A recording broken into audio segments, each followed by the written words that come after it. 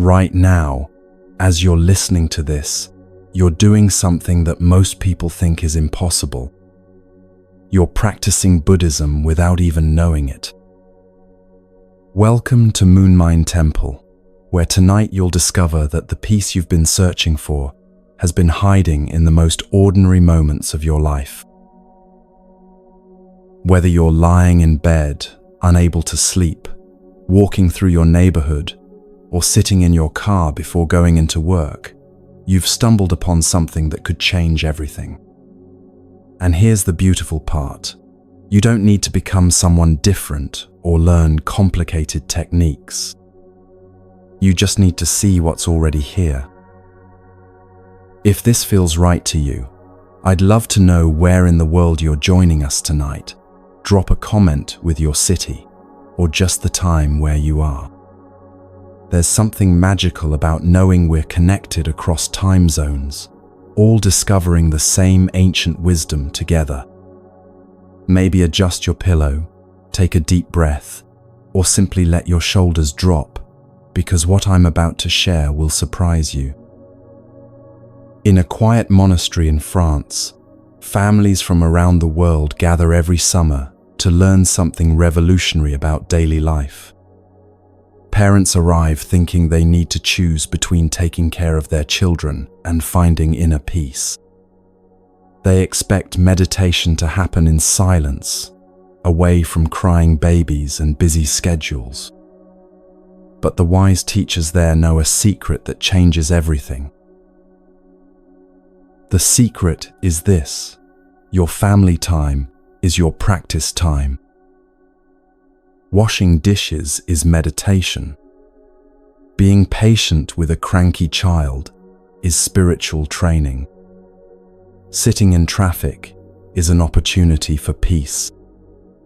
Everything you think is getting in the way of your spiritual life actually is your spiritual life. Think about your morning routine for a moment. You probably rush through washing your breakfast dishes so you can get to more important things. But what if I told you that those few minutes at the sink could become the most peaceful part of your day?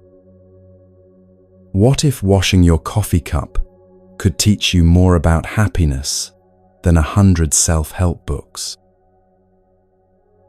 In Zen Buddhism, there's a teaching that when you wash dishes, you wash them completely. Not thinking about your to-do list, not planning your next conversation, not solving tomorrow's problems. Just feeling the warm water on your hands, watching soap bubbles form and disappear, being fully present with this simple task. This isn't just about being mindful, it's about discovering that peace doesn't require perfect conditions. Here's what most people don't understand about Buddhist practice. They think it happens for 30 minutes in the morning and 30 minutes at night during formal meditation. But that leaves 23 hours of your day untouched by peace. The real question isn't whether you can find calm in a quiet room. It's whether you can find calm while your kids are arguing, your boss is demanding, and your phone won't stop buzzing. Tonight, you're going to learn something that sounds impossible, but is absolutely true. The very things you think are preventing you from finding peace, your busy schedule, your family responsibilities, your ordinary daily tasks, are actually perfect opportunities to discover the freedom you've been seeking. This isn't about adding more to your already full life. This is about seeing your life with completely new eyes. It's about understanding why Buddhist masters say that washing one bowl mindfully can bring more joy than achieving everything on your bucket list while distracted. The families in that French monastery discovered something that will transform how you see everything. They learned that the practice isn't separate from real life. The practice is real life, approached with awareness, kindness, and the radical understanding that this moment, exactly as it is, contains everything you need. By the time we finish our journey together tonight, you'll understand why a simple monastery teaches that the path to extraordinary peace runs directly through the most ordinary activities. You'll know why washing dishes can be a doorway to freedom, and why the ancient art of letting go might be the exact thing that finally lets you have everything you've ever truly wanted.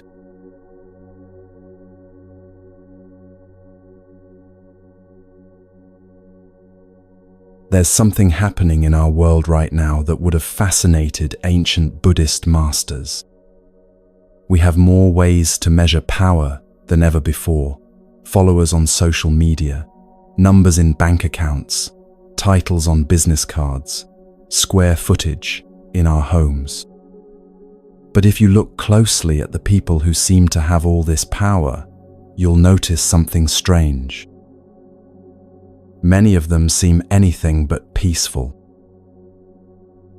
This isn't a criticism, it's an observation that points to something profound about the nature of true power.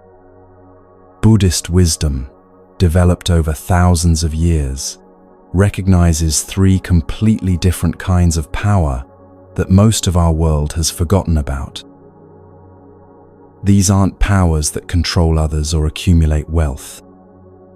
They're powers that free you from the exhausting cycle of always needing more.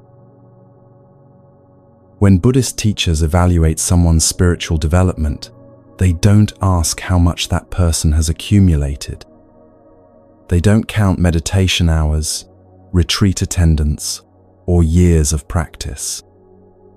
Instead, they look for three specific qualities that reveal genuine spiritual maturity. These three qualities are so different from what our culture celebrates that recognizing them can completely shift how you see success, strength, and what it means to live well. The first spiritual power is compassion, but not the weak, doormat version that some people imagine. Real compassion is like being a steady lighthouse in someone's storm. You don't try to change their weather, but your presence helps them navigate through it safely. Think about the person in your life who makes you feel most understood. They probably don't give you advice all the time or try to fix your problems. They just have this quality of being completely present with whatever you're experiencing. That's compassion as a spiritual power. It grows stronger when you use it, and it never runs out.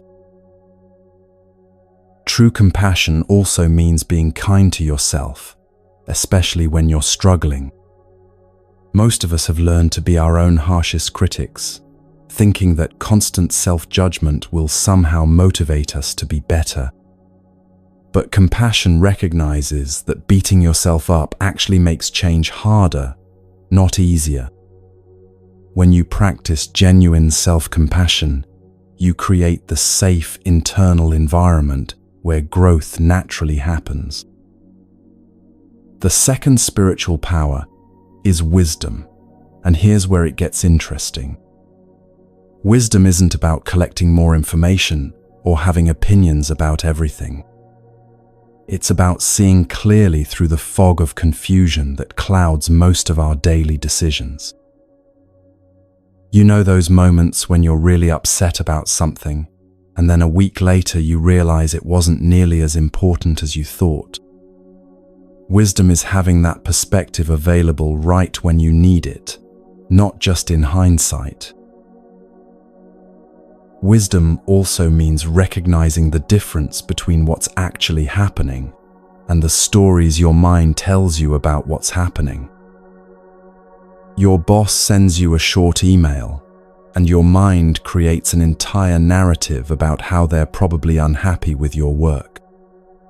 Your friend doesn't respond to your text immediately, and suddenly you're convinced they're angry at you. Wisdom sees these mental stories for what they are, just thoughts, not facts. This doesn't mean you become naive or stop paying attention to real signals. It means you stop exhausting yourself by reacting to imaginary problems. But the third spiritual power is the one that will change everything for you tonight. Buddhist masters call it the power of cutting off and letting go, and it's the secret to a kind of freedom that most people never discover. This power works in exactly the opposite way that our culture teaches us power should work. Instead of gaining strength by accumulating more, this power grows by releasing what you don't actually need. Here's what's revolutionary about this understanding. In almost every area of life, we're taught that more equals better. More education makes you smarter. More money makes you secure. More achievements make you successful. More possessions make you comfortable. The assumption is always that the solution to any problem is to add something to your life. Feeling insecure? Get more money. Feeling lonely? Get more friends. Feeling unsuccessful? Get more achievements. Buddhist wisdom suggests something that might sound crazy at first, that this endless accumulation often creates the very problems it's supposed to solve. The more you have to protect. The more you achieve, the more pressure you feel to maintain your achievements. The more you own, the more you worry about losing what you own.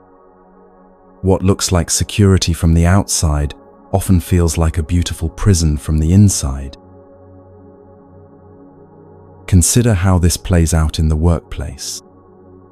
Someone gets promoted to a position of authority, which society would call gaining power.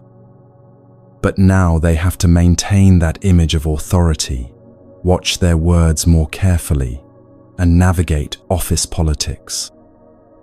They have more responsibilities, but often less freedom to be authentic. They've gained external power, but may have lost internal peace. Think about someone you know who seems to have everything: the perfect job, the ideal relationship, the beautiful home, the impressive social media presence. Now, think about their actual daily experience. Are they more relaxed than people with less? Do they worry less? Do they sleep better at night? Or do they seem to be running faster and faster just to keep up with the life they've created? This is where the three spiritual powers become not just beautiful ideas, but practical tools for living. When you develop real compassion, you stop needing other people to be different for you to be okay. When you cultivate true wisdom, you stop being fooled by the stories your anxious mind tells you about what you need to be happy. And when you practice the power of letting go, you discover that the things you thought you needed for security were often the very things preventing you from feeling truly secure. Let me give you a contemporary example of how this works. Imagine someone who spends hours every day managing their online image, carefully choosing photos, crafting the perfect captions, monitoring likes and comments. From the outside, this might look like they're building their personal brand and gaining social power. But from the inside, they're often anxious about whether people approve, exhausted from maintaining an image, and increasingly disconnected from their authentic self. Now imagine the same person practicing the power of letting go. They still might share things online, but they're not attached to the response. They post what feels authentic to them and then release any expectation about how others will react. Suddenly, they have all that mental energy back. They're present for their actual life instead of constantly documenting it for others.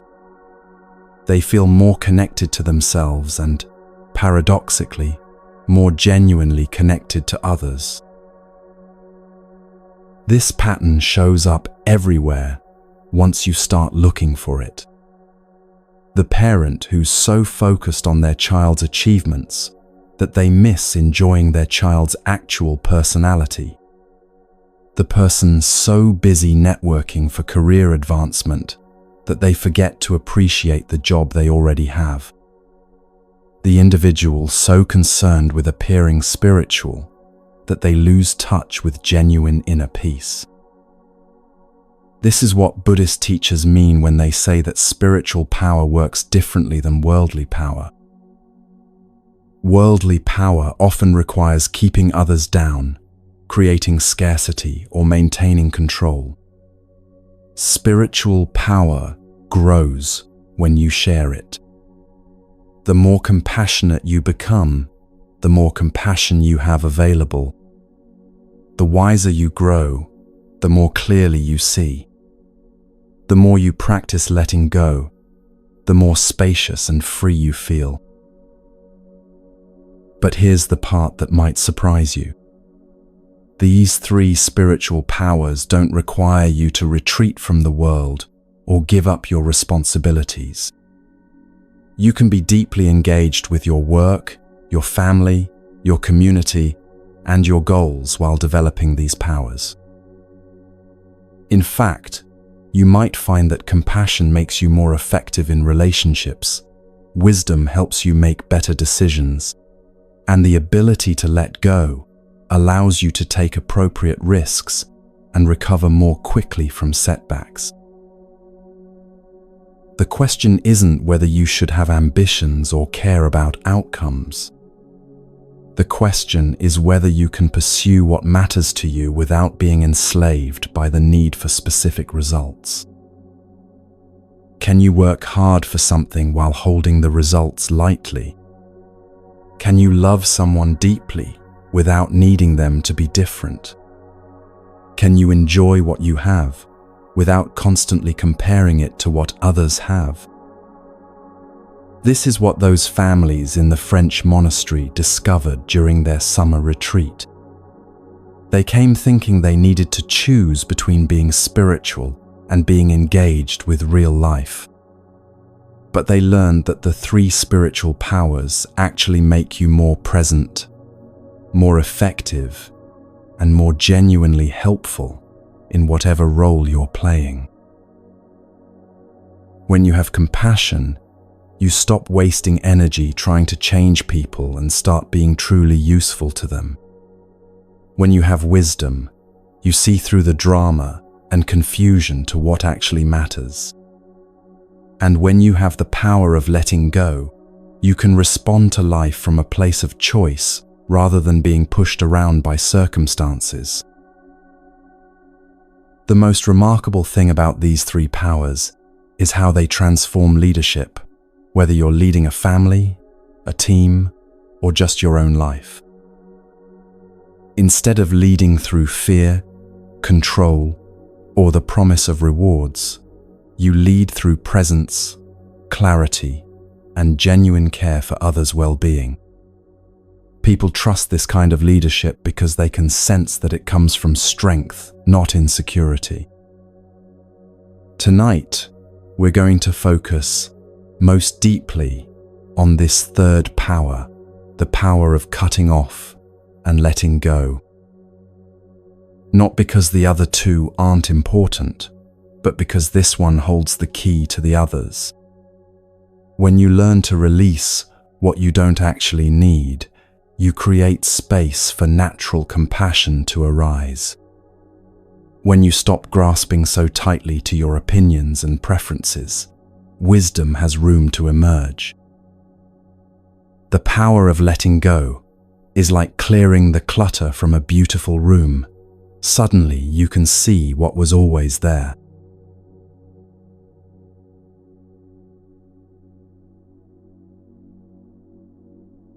Now we come to the heart of what Buddhist wisdom has been teaching for over 2,000 years, and it's something that will probably challenge everything you've been told about how to live a good life.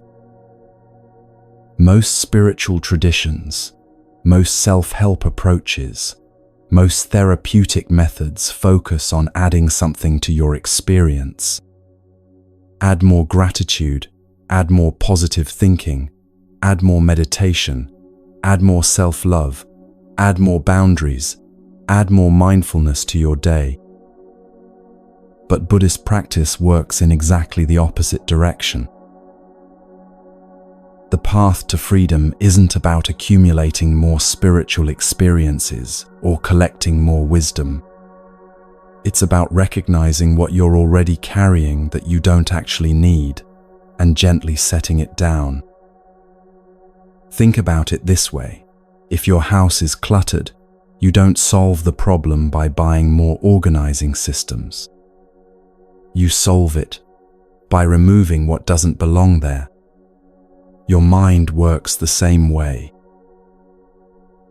This understanding immediately puts Buddhist practice at odds with almost everything our culture teaches about personal development. We're told that the answer to any problem is to get more of something. Feeling insecure? Get more achievements. Feeling disconnected? Get more social connections. Feeling spiritually empty? Get more spiritual practices. But what if the real problem isn't that you don't have enough of the right things, but that you're carrying too much of the wrong things? Even in Buddhist communities, there's often a subtle trap of accumulation. People start collecting teachings, comparing different meditation techniques, building spiritual identities around how much they know about Buddhism. But the moment you start thinking, I understand this teaching, or I've mastered this practice, you're moving away from the freedom that the teaching was pointing toward. The medicine becomes another possession to defend, rather than a tool for liberation. Buddhist teachers identify 3 specific mental patterns that create most of our unnecessary suffering. They call these the 3 afflictions, and once you learn to recognize them, you'll start seeing them everywhere.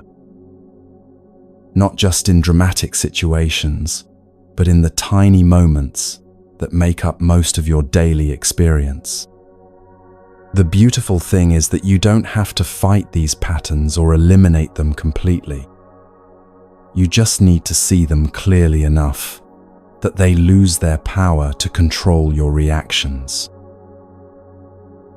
The first affliction is what Buddhist teaching calls craving, but that word might mislead you into thinking this is only about dramatic addictions or obvious desires. Craving shows up much more subtly than that. It's any time your mind reaches for something different than what's actually here right now. It could be reaching for a different mood, a different response from someone, a different outcome to a situation, or even a different version of yourself. Craving also includes what Buddhist psychology calls subtle greed, the barely noticeable preferences that seem innocent but gradually accumulate into a heavy burden of always wanting things to be slightly different. You prefer your coffee a certain temperature, your commute to take exactly the right amount of time, your co-workers to be in good moods, your weather to match your plans. None of these preferences are wrong, but notice how much mental energy goes into managing them. Let me share how this plays out in a way that will probably make you smile with recognition. In that French monastery I mentioned, something happened one summer that perfectly illustrates how subtle craving can be. The community received a donation of beautiful new yellow chairs for their dining area. These chairs were bright, comfortable, and clearly higher quality than the old white chairs from 20 years ago. the faded green ones from a decade back, or the black chairs that were only 5 years old. Now, remember, this is a monastery where people come to practice letting go of material attachments. These are families who've traveled across the world to learn about finding contentment with what they have. But what happened when those yellow chairs appeared? Suddenly, during meal times, people would arrive a few minutes early to secure them. Families would gather all the yellow chairs for their group, then add a few green ones so it wouldn't look too obvious that they were claiming the best seats. Nobody was being greedy in any dramatic way. Nobody was fighting over chairs or being rude. But there was this subtle reaching, this gentle preference for the newer, more comfortable option. And here's what's fascinating. Those chairs weren't actually more comfortable in any meaningful way. They were just newer, brighter, more obviously special. The preference wasn't really about physical comfort. It was about the mental comfort of having something that seemed better than what others had. This same pattern shows up in meditation practice itself. You might start by just wanting to feel a little more peaceful, but before long you find yourself preferring certain meditation experiences over others. You want the sessions where your mind feels calm, rather than the ones where it feels restless. You prefer the insights that feel profound over the ordinary moments of just sitting. You begin to crave spiritual experiences the same way you once craved material things. This is craving in its most common form, not dramatic lust or desperate need, but simply the constant, low-level preference for things to be different than they are. It shows up when you're standing in line at the store and notice that the other line seems to be moving faster. It appears when you're scrolling through social media and comparing your ordinary Tuesday to someone else's highlight reel. It emerges when you're having a perfectly pleasant conversation with someone but find yourself wishing they were a little funnier, a little more interested in your stories, a little different than they actually are. The exhausting thing about craving isn't that it's evil or wrong, it's that it never stops. You get the yellow chair, and then you notice that some yellow chairs are positioned better than others. You get the promotion you wanted, and then you start thinking about the next promotion. You find the perfect relationship, and then you start noticing small ways your partner could be even more perfect. The mind that's trained to always want something different will find something to want different in any situation. But here's what's beautiful about Buddhist understanding of craving. You don't have to fight it or feel guilty about it. You just have to see it clearly. When you notice your mind reaching for the yellow chair, you can smile and think, "Oh, there's that reaching again." When you catch yourself wishing someone would respond differently to your text message, you can gently recognize, there's that wanting things to be different. The moment you see craving clearly, it loses its grip on you. Craving also has a sneaky quality where it disguises itself as necessity. Your mind will tell you that you need that particular parking spot, that specific outcome to your meeting, that exact response from your friend. But when you look closely, you'll notice that most of what your mind calls needs are actually just preferences that have gotten a little demanding. The practice isn't about eliminating all preferences. It's about holding them lightly enough that you can be okay when they're not met. The second affliction is anger, but again, this isn't just about dramatic rage or obvious conflict. Anger, in Buddhist understanding, is any pushing away energy in your mind. It's resistance to what's actually happening. It shows up as irritation when someone drives too slowly in front of you, annoyance when your technology doesn't work the way you expect, or frustration when your carefully made plans get disrupted. Anger is often the flip side of craving. When you can't have what you want, the mind switches to pushing away what you don't want. When the yellow chair isn't available, anger might arise toward whoever is sitting in it. When your meditation isn't peaceful, anger might emerge toward the distracting thoughts. When your day doesn't go according to plan, anger appears toward the circumstances that disrupted it. Anger also appears as that internal resistance you feel when someone gives you feedback you don't want to hear, when your body doesn't feel the way you want it to feel, or when your emotions are different than you think they should be. It's the mental energy you spend arguing with reality about how things ought to be different. One of the most subtle forms of anger is spiritual anger, the frustration that arises when your spiritual practice isn't progressing the way you think it should.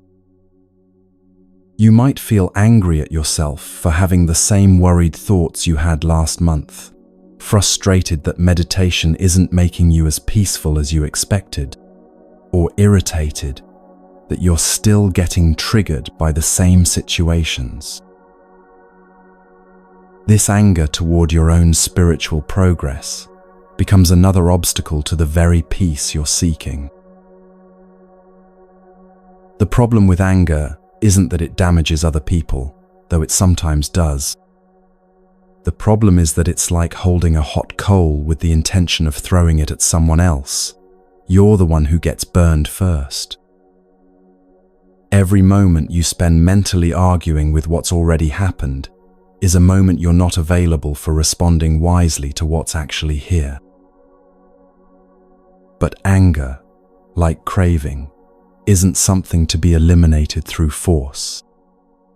The practice is to recognize when anger is arising and meet it with curiosity rather than more resistance. Oh, interesting. There's anger here. What is it trying to protect? What does it think needs to be different? When you can observe anger without being consumed by it, you often discover valuable information about what you care about and what boundaries might be needed. The third affliction is ignorance, and this one might surprise you. Buddhist ignorance isn't about not knowing enough facts or being uneducated. It's about not seeing clearly how your own mind works. It's the confusion that makes you think your thoughts are facts, your emotions are emergencies, and your opinions are absolute truths. Ignorance shows up when you take your worried thoughts about the future as if they were accurate predictions. It appears when you assume that other people's behavior is primarily about you rather than about their own internal experience. It emerges when you believe that your current mood or perspective is the only valid way to see a situation. Perhaps the most common form of ignorance is not recognizing the difference between your direct experience and your interpretation of that experience. Someone doesn't respond to your text immediately, and you create an entire story about what that means. You feel tired in the afternoon, and you decide this says something definitive about your health or energy levels. You have a disagreement with a friend, and you conclude that the relationship is damaged. The gap between what actually happens and what your mind makes it mean is where most unnecessary suffering lies. Ignorance also includes not understanding the impermanent nature of all experience. You feel sad and think you'll always feel sad, You're angry and believe this anger defines who you are. You're confused and assume confusion is a permanent state. But every emotion, every thought, every situation is constantly changing. What feels overwhelming right now will be different in an hour, a day, a week. These three afflictions, craving, anger, and ignorance, work together to create most of the unnecessary drama in your daily life. You want something to be different, craving. You resist what's actually happening, anger, and you don't see clearly what's going on in your own mind, ignorance. The beautiful thing is that just recognizing these patterns is the beginning of freedom from them. Let me tell you another story from that monastery that shows how this works in practice. One Christmas, someone decided to do something thoughtful for the monks. They had each monk's name engraved on their drinking cup. Before this, all the cups looked exactly the same. When it was time for tea, any monk could pick up any cup, use it, and leave it for the next person. There was a natural flow of sharing, a sense that everything belonged to everyone. But the moment each cup had a name on it, something shifted. Now, when a monk went into someone else's room and saw a cup with his name on it, a tiny thought would arise: how did my cup get here? It should be in my room. Before the names were engraved, there was no my cup or your cup, just cups that served their purpose. But the instant ownership was established, a subtle form of suffering began. The cup hadn't changed.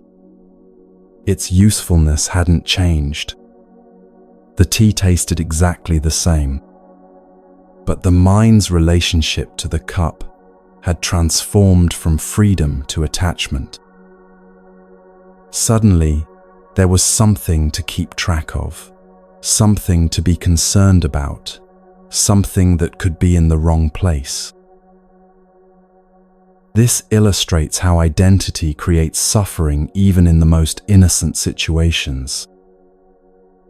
The monk didn't want multiple cups or expensive cups. He just wanted his cup to be where he expected it to be. The suffering wasn't caused by the cup itself, but by the mental concept of ownership that the name created. This is how attachment works in your daily life. You think having things makes you happy, but often it's the sense of ownership itself that creates anxiety. You worry about losing what you have, protecting what you've gained, making sure what's yours stays yours.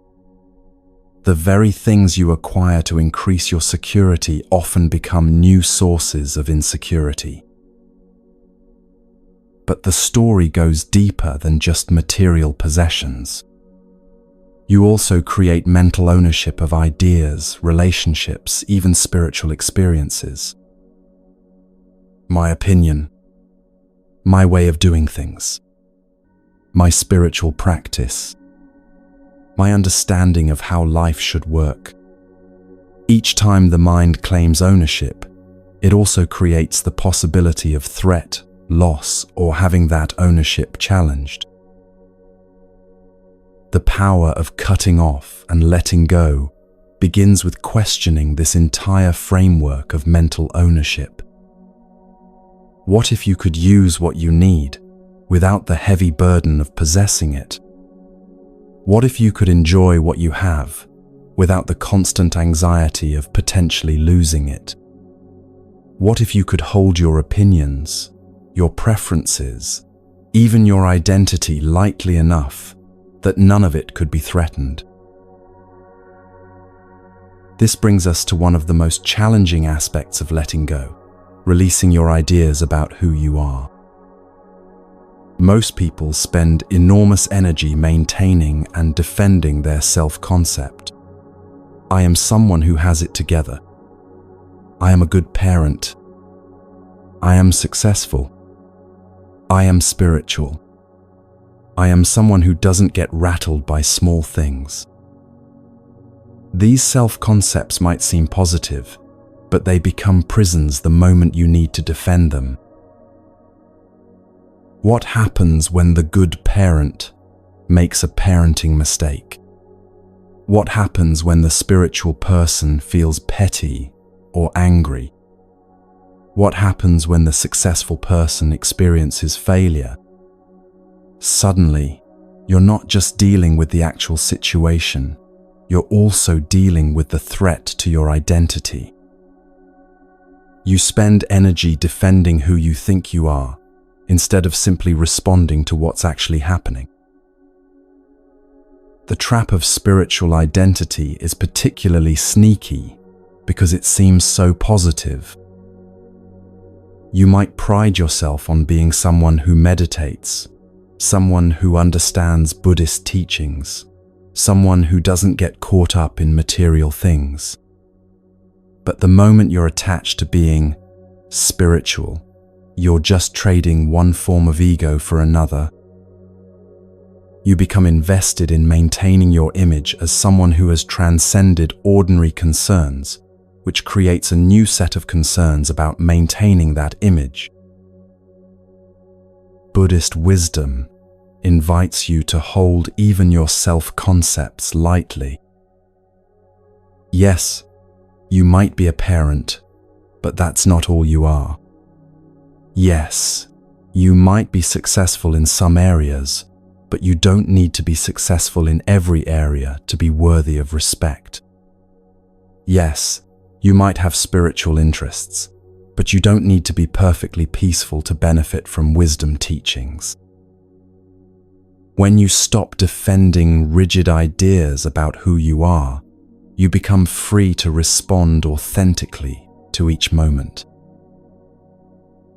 This practice becomes especially important in our current cultural moment, where social media and personal branding encourage us to create and maintain very specific identities. The pressure to present a consistent, successful, impressive version of yourself online can trap you in constantly defending an image that may have very little to do with your actual daily experience. The practice of letting go of fixed self-concepts doesn't mean becoming passive or losing your sense of direction. It means becoming fluid enough to grow, change, and respond appropriately to different situations without feeling like your core identity is under threat. It means being comfortable with not knowing exactly who you are, because you're discovering yourself fresh in each moment. Now let me share the story that illustrates the ultimate freedom that comes from this practice. There was once a man who had achieved remarkable success in the business world. He owned multiple properties, expensive cars, and had substantial wealth accumulated in various accounts. By every external measure, he had achieved the kind of power and security that most people spend their entire lives pursuing. But despite all his external success, this man felt a deep sense of emptiness. Something was missing from his life that no amount of acquisition seemed able to fill. The more he accumulated, the more he felt the weight of managing and protecting everything he had accumulated. His wealth, instead of providing freedom, had become a complex system that required constant attention and created constant anxiety. So he made a decision that most people would consider crazy. He gave away his wealth, left his luxurious lifestyle, and chose to live as simply as possible. He wanted to discover what life would feel like without the burden of ownership, without the constant background worry about things that could be lost, stolen, or damaged. One day, while sitting quietly in meditation, this man experienced such profound joy that he couldn't contain himself. He called out loud, "Oh, what happiness! What incredible happiness!" His exclamation was so enthusiastic that it disturbed others who were also meditating nearby. People were concerned, thinking perhaps he had lost his mind or was having some kind of emotional breakdown. How could someone who had given up everything be so ecstatically happy? When they asked him to explain his outburst, his answer revealed something profound about the nature of true wealth. He said, "For the first time in my life, I own nothing that can be lost, stolen, or taken away from me. No house that needs maintenance, no car that needs repairs, no bank account that needs monitoring, no possessions that need protecting. No bills to pay, no insurance premiums to worry about, no security systems to maintain." For the first time, he felt truly wealthy. Wealthy in freedom, wealthy in peace, wealthy in the ability to be completely present without the constant background anxiety about things. This story isn't suggesting that you should give away all your possessions or abandon your responsibilities. It's pointing to a different relationship with ownership, one where you can use what you need without being enslaved by it. The man in the story didn't find happiness in poverty. He found happiness in freedom from the mental burden of constantly managing, protecting, and worrying about things.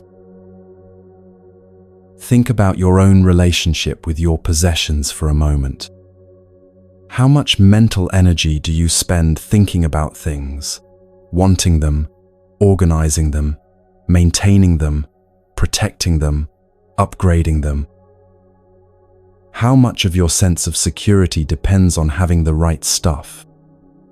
How much of your identity is wrapped up in what you own, where you live, what you drive, what brands you choose? The practice of cutting off and letting go invites you to experiment with holding all of this more lightly.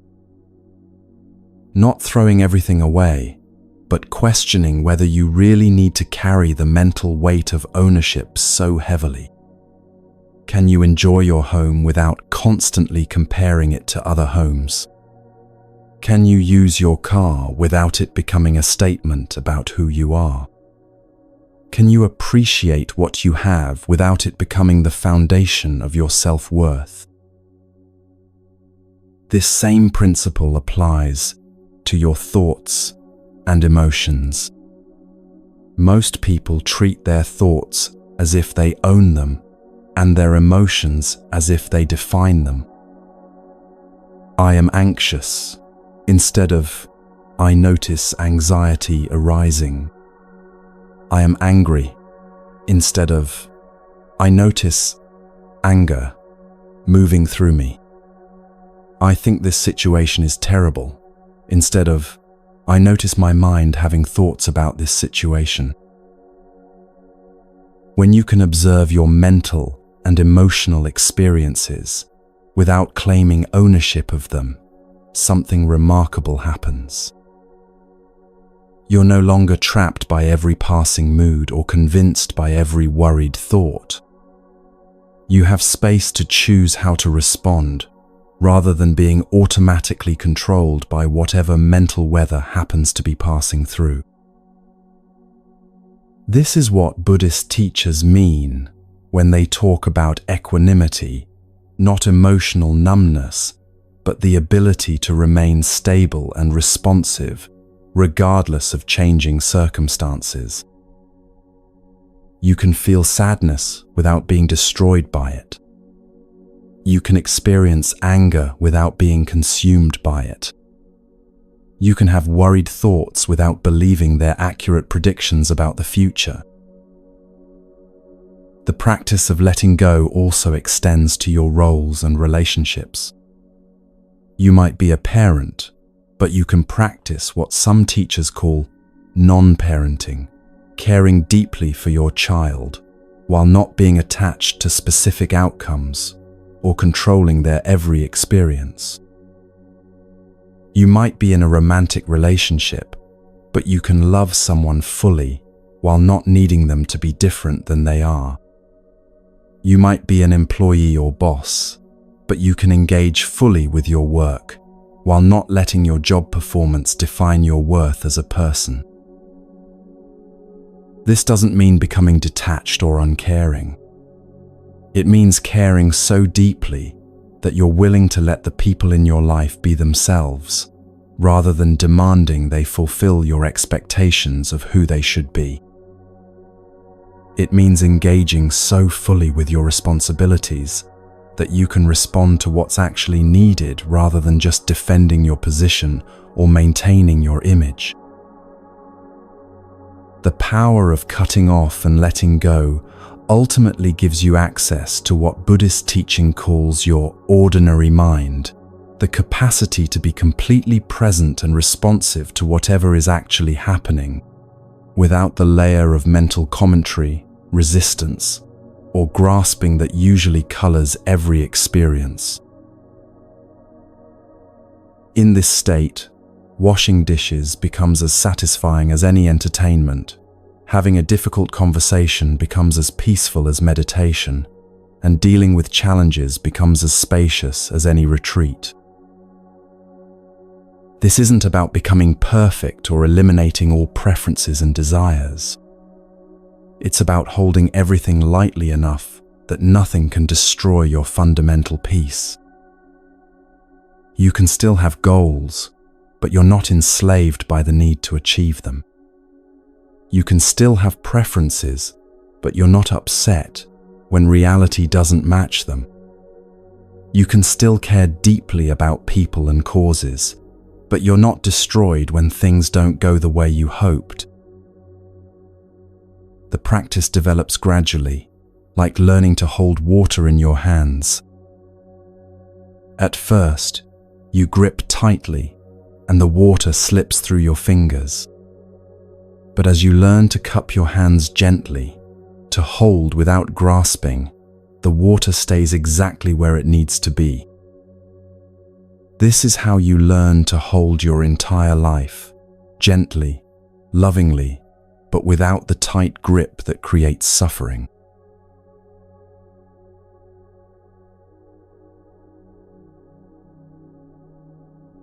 There's a way of understanding yourself that will completely change how you navigate daily life, and it begins with imagining that you are like a tree. Not in some mystical or metaphorical sense, but in the most practical way possible. Every tree is shaped by two fundamental forces: what it inherited from its seed and what it encounters in its environment. You are exactly the same.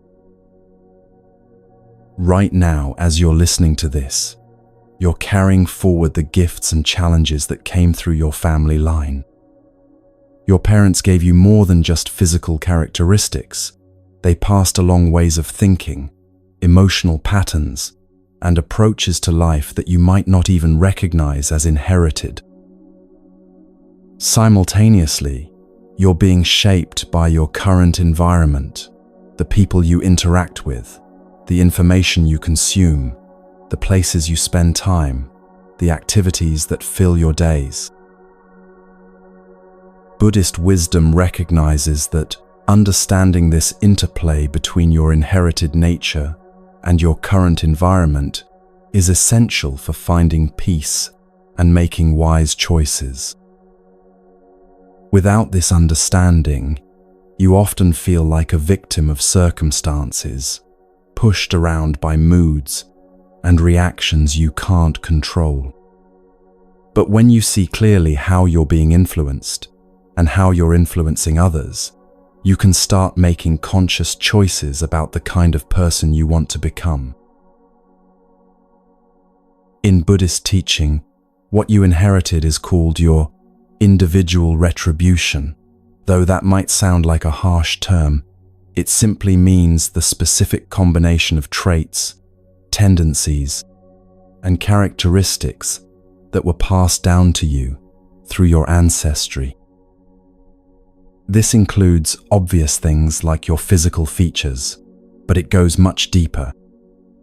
You inherited emotional patterns from your parents, ways of processing stress from your grandparents, and even survival strategies that your ancestors developed to navigate their particular challenges. Consider how this inheritance shows up in unexpected ways. Maybe you find yourself humming the same songs your grandmother used to sing, even though you haven't heard them in years. Perhaps you notice that your hands move in the same gestures your father used when he was explaining something important. Or you might discover that your approach to solving problems mirrors your mother's way of thinking through challenges, even when you thought you were doing something completely original. Let me share what happened in that French monastery during one of their summer retreats that perfectly illustrates this. At lunch, they asked each person to share one habit they'd inherited from their mother and one habit they'd inherited from their father. The first person to share got so excited that they listed several habits from each parent, even though they'd only been asked for one. What emerged was both funny and profound. One person realized they had their mother's tendency to make friends with strangers everywhere they went, something that had embarrassed them as a child, but that they now appreciated as a gift. Another noticed they had their father's creative problem-solving approach, always finding unusual solutions to practical challenges. Someone else recognized their grandmother's way of moving through the world with quiet dignity, a quality they'd absorbed without even realizing it. The teacher who was leading this exercise had his own story to share. He recognized in himself his mother's social nature, her ability to treat strangers like old friends, which had mortified him as a child but which he now saw as a beautiful gift of openness. From his father, he'd inherited a creative spirit that showed up in everything from cooking to mending clothes, connecting him to his ancestors in ways that brought him joy rather than burden. But the inheritance goes beyond individual traits, to include deeper patterns of how your family line has learned to navigate the world. If your ancestors survived by being very cautious and alert to danger, you might find yourself naturally scanning for potential problems, even in safe situations. If your family line learned to thrive through generosity and community building, you might find yourself naturally looking for ways to help and connect with others. These inherited strategies aren't right or wrong. They're simply the wisdom your family developed to survive and flourish in their particular circumstances. Here's what's beautiful about this understanding. Once you recognize these inherited patterns, you can start to appreciate them instead of fighting them. You begin to see that the qualities you sometimes struggle with, maybe your tendency to worry like your mother, or your stubbornness like your father, are actually expressions of deeper strengths that got passed down to you. The worry might be inherited sensitivity and caring. The stubbornness might be inherited determination and persistence. This recognition can be profoundly healing, especially if you've spent years trying to be completely different from your family. You might discover that the very qualities you've been rejecting about yourself are actually gifts that just need to be understood and channeled wisely. When you stop fighting your inherited nature and start working with it skillfully, you often find that your greatest strengths emerge from the same source as your biggest challenges. But your inherited nature is only half the story. Buddhist teaching calls the other half your environmental retribution, the ongoing influence of everything around you. Like a tree that grows differently depending on whether it's in a forest or a field, whether it gets morning sun or afternoon shade, you're constantly being shaped by your environment. And here's what's remarkable. You have more control over your environment than you might think. The tree metaphor becomes especially helpful when you consider how trees interact with their surroundings. A tree doesn't just passively receive what the environment gives it, it actively participates in creating the conditions it needs to thrive. Trees release chemicals that communicate with other trees. They drop leaves that enrich the soil. They provide shelter that creates microclimates for other plants and animals.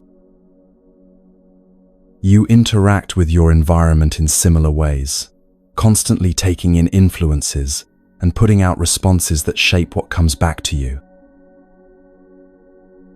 Buddhist teaching recognizes that you interact with your environment in very specific ways, and becoming aware of these interactions gives you tremendous power to shape your own experience.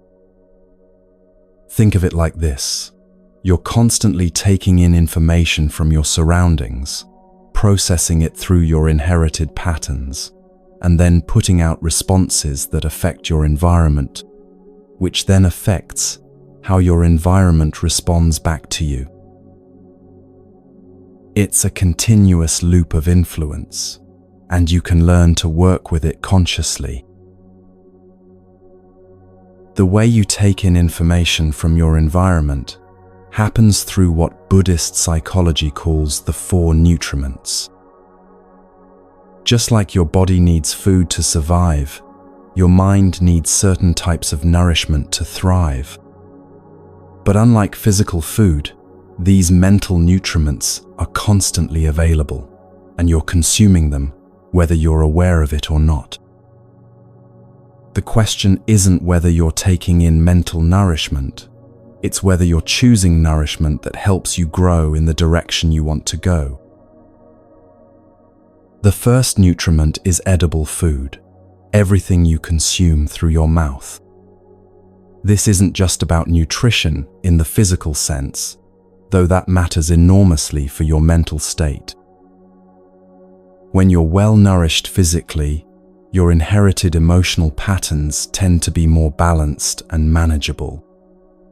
When you're depleted or overstimulated by substances, those same patterns can become exaggerated and reactive.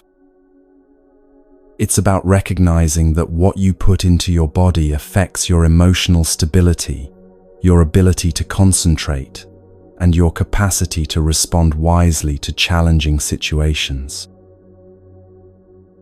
But this nutriment also includes the more subtle things you consume through conversation and interaction. The words people speak to you, the emotional energy they share, the attitudes they express, all of this becomes part of your mental diet. If you spend your days surrounded by complaint and criticism, that becomes part of what nourishes your consciousness. If you spend time with people who express gratitude and curiosity, that becomes part of your mental nourishment instead. Think about how different you feel after spending time with someone who is constantly negative versus someone who approaches life with appreciation and wonder. The second nutriment is sensory impressions. Everything you see, hear, smell, taste, and touch throughout your day. This includes the obvious things like the TV shows you watch, the music you listen to, the conversations you overhear. But it also includes subtler influences like the lighting in your home, the pace of your neighborhood, the energy of the people around you. Your nervous system is constantly absorbing these impressions and using them to determine whether you're safe whether you should be alert or relaxed, whether the world is a friendly or threatening place. Here's where it gets interesting, and where you can see how profoundly your environment shapes your inner experience. Most people don't realize how much their daily mood and mental state are influenced by the sensory environment they're choosing to spend time in. You might think you're just watching the news to stay informed, but your nervous system is absorbing images of conflict and crisis and interpreting them as immediate threats to your safety. You might think you're just scrolling through social media to stay connected, but your mind is constantly comparing your inner experience to others' outer presentations and finding yourself lacking. One teacher shared a perfect example of how this works in our modern technological environment. He was trying to fix a broken telescope in the monastery's storage room, so he went online to find instructions for realigning it. He found a helpful video that showed him exactly how to adjust the telescope for a better view of the moon. But the next day, when he went online for something else entirely, he was shocked to discover that telescope advertisements had suddenly appeared everywhere he looked. He tried different browsers, different search engines, but the telescope ads followed him across the internet. This was his first direct experience of how sophisticated our information environment has become at tracking and influencing our attention. Fortunately, as someone who had chosen a simple lifestyle without credit cards or disposable income, he was protected from acting on these targeted suggestions. But it made him realize how vulnerable most people are to having their desires shaped by forces they don't even recognize. This example illustrates something crucial about the sensory nutriment in our modern world. The information environment we're swimming in is designed to capture and direct our attention in ways that serve commercial interests rather than our well-being. Every click, every pause, every scroll is being analyzed to understand what will keep us engaged and consuming. If you're not conscious of this dynamic, you can find yourself being fed a mental diet that increases craving, anxiety, and dissatisfaction without ever understanding why you feel so restless. This is particularly important for parents to understand, because children are even more vulnerable to these influences than adults. Their minds are still developing the capacity to distinguish between authentic needs and artificially generated desires. When children are exposed to sophisticated marketing techniques through games, videos, and social media, they're being trained to focus their attention on what they don't have rather than appreciating what they do have. The consequences show up not just in their behavior, but in their fundamental relationship with contentment and satisfaction. The third nutriment is volition, the conscious and unconscious intentions that drive your choices. This is perhaps the most powerful nutriment because it shapes not just what you do, but how you interpret everything that happens to you. When your underlying intention is to prove yourself, defend yourself, or get approval from others, you'll interpret neutral situations as threatening and neutral feedback as criticism. When your underlying intention is to be helpful, to learn, or to find peace, you'll interpret the same situations as opportunities for growth and connection. Most people carry multiple intentions at once, and they're not always conscious of what they are.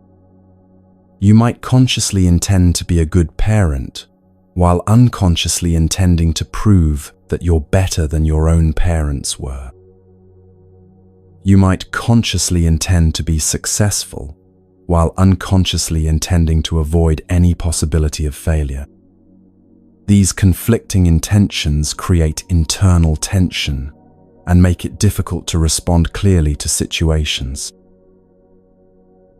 What's fascinating is how your deepest intentions actually shape what you notice in your environment. If your unconscious intention is to find evidence that the world is dangerous, you'll naturally notice all the threatening things around you while filtering out signs of safety and kindness.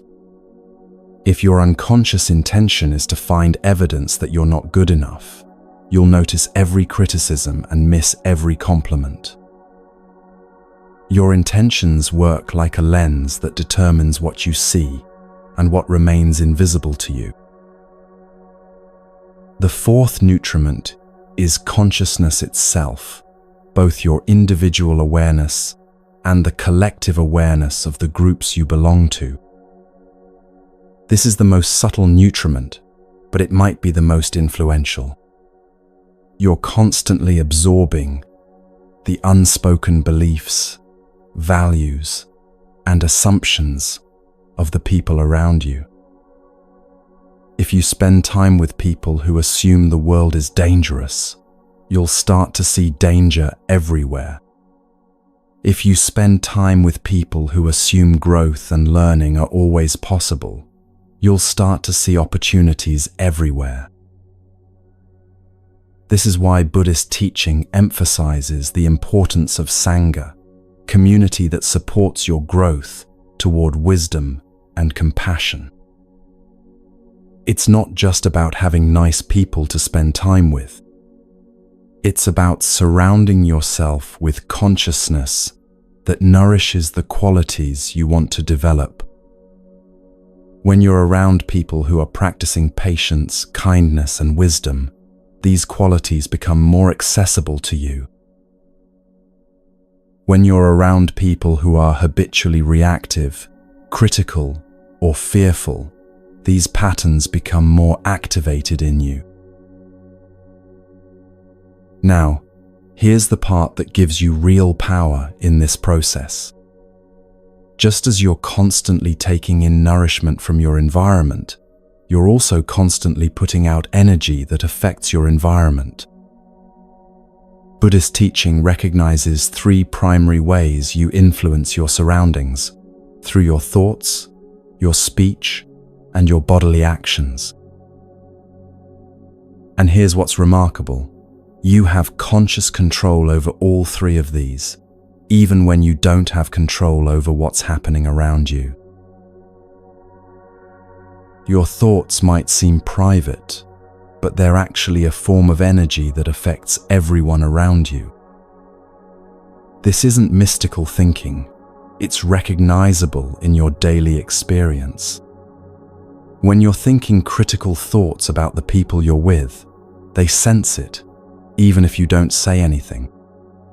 When you're thinking appreciative thoughts about someone, they feel that too. When you're thinking worried thoughts about your future, you're contributing to an atmosphere of anxiety. When you're thinking peaceful thoughts about the present moment, you're contributing to an atmosphere of calm. This doesn't mean you have to monitor every thought or try to think only positive things. That would be another form of struggle and control. It means recognizing that your mental state is constantly contributing to the collective energy of whatever situation you're in. When you're aware of this, you can start choosing thoughts that are helpful rather than harmful, not just for yourself, but for everyone around you. Your speech, of course, has obvious power to influence your environment. But most people don't realize how much their casual conversation shapes the mental atmosphere of their homes, workplaces, and communities. When you habitually speak about what's wrong, what's missing, what's threatening, you're training everyone around you to focus on problems and dangers. When you habitually speak about what's working, what's possible, what's beautiful, you're training everyone around you to notice opportunities and gifts. This isn't about being artificially positive or ignoring real problems. It's about recognizing that your words have power to direct attention, and attention shapes experience. You can acknowledge difficulties while still orienting towards solutions. You can express concerns while still maintaining hope. You can be honest about challenges while still appreciating what's working. Your bodily actions obviously have the most direct impact on your environment. But Buddhist understanding of action goes deeper than just what you do. It includes the energy and intention behind what you do. You can wash dishes with resentment or with appreciation, and the same physical action will have completely different effects on your mental state and on the atmosphere around you.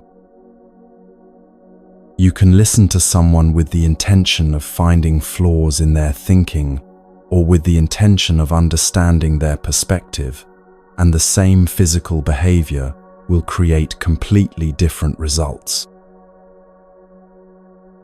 This is where the tree metaphor becomes really practical. Just as a tree grows toward light and sends its roots toward water, you can consciously orient yourself toward the kinds of nourishment that help you develop your best qualities. And just as a tree provides oxygen and shade for other living things, you can consciously contribute to an environment that supports the growth of everyone around you. But here's what makes this approach different from typical self-improvement advice. You're not trying to become someone completely different from who you are. You're learning to work skillfully with your inherited nature while creating conditions that bring out your best qualities. A pine tree doesn't try to become an oak tree. It learns to be the healthiest, most beautiful pine tree it can be in whatever environment it finds itself. This understanding becomes especially important when you realize that you and the people in your life are constantly shaping each other. Your family members, friends, colleagues, and neighbors are all part of your environment, and you're part of theirs. The way you show up affects how they show up, which affects how you show up, in an endless cycle of mutual influence. When you recognize this interconnectedness, you start to see that taking care of your own mental state isn't selfish. It's actually a service to everyone around you. When you're peaceful, you make it easier for others to be peaceful. When you're patient, you make it easier for others to be patient. When you're present, you make it easier for others to be present. Your inner work becomes a gift to your community. Let me give you a contemporary example of how this works. Imagine you're in a meeting at work and someone starts complaining about a policy change. You have several options for how to respond, and each one will influence the direction of the conversation and the energy of the group. You could join the complaining, which would likely escalate the negative energy and make everyone feel more frustrated and powerless. You could argue with the complainer, which would likely create conflict and make the meeting uncomfortable for everyone. You could ignore the complaining, which might feel personally peaceful but doesn't really help the situation. Or you could practice what Buddhist teaching calls skillful response, acknowledging the person's concerns while gently redirecting toward what's possible. I hear that this change feels challenging. What do you think would be the most helpful way to adapt to it? This kind of response doesn't ignore the problem, but it orients the group towards solutions rather than getting stuck in complaints. The remarkable thing is that this kind of skillful response often completely changes the energy of a group. People start problem solving instead of just venting. They start feeling empowered instead of victimized. They start looking for opportunities instead of just focusing on obstacles. Your way of responding becomes a kind of environmental conditioning that brings out everyone's better qualities. This works in family situations too. When your teenager comes home from school in a bad mood, you can respond in ways that escalate the negative energy, or in ways that create space for something different to emerge. If you immediately start asking questions or trying to solve their problems, you might increase their resistance.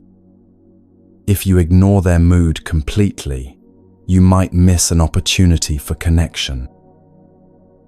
But if you can simply be present with them without needing to change or fix anything, you create an environment where they can process their experience and find their own balance. The same principle applies to your relationship with yourself. When you're in a difficult mood or dealing with a challenging situation, you can respond to yourself in ways that make things worse, or in ways that create space for wisdom to emerge. If you immediately start judging your mood or trying to force yourself to feel different, you create internal conflict. If you ignore your experience completely, you miss valuable information about what you might need. But if you can be present with your experience, without immediately needing to change it, you create internal conditions where natural wisdom can arise. This is what Buddhist teaching means when it talks about mindfulness of inner and outer experience. You're paying attention to what's happening inside you, your thoughts, emotions, physical sensations, and reactions. At the same time, you're paying attention to what's happening around you, the energy of other people, the demands of your environment, the opportunities and challenges that are presenting themselves. With this dual awareness, you can start making conscious choices about how to respond rather than just reacting automatically. But here's where it gets really interesting. Buddhist psychology recognizes that your individual consciousness is always in relationship with collective consciousness. You're not just an isolated individual trying to manage your own experience. You're part of larger systems, your family system, your work system, your community system, your cultural system. Each of these systems has its own patterns, beliefs, and ways of operating, and you're constantly influenced by them and influencing them. This is why personal transformation is never just personal. When you change your patterns of thinking, feeling, and responding, you're also changing the patterns of every system you're part of. When you become more peaceful, you're contributing to the peace of your family, your workplace, your community. When you become more wise, you're contributing to the wisdom of all the groups you belong to. Sometimes this influence is obvious. When you stop engaging in family drama, the family drama often diminishes. Sometimes it's subtle. When you start approaching your work with more creativity and less stress, your colleagues might find themselves feeling more creative and less stressed without knowing why.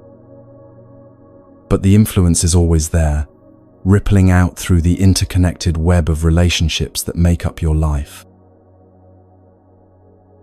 This understanding can be both inspiring and overwhelming. Inspiring because it means that your personal growth work is always contributing to the healing of the world. Overwhelming because it can feel like you're responsible for everyone else's experience.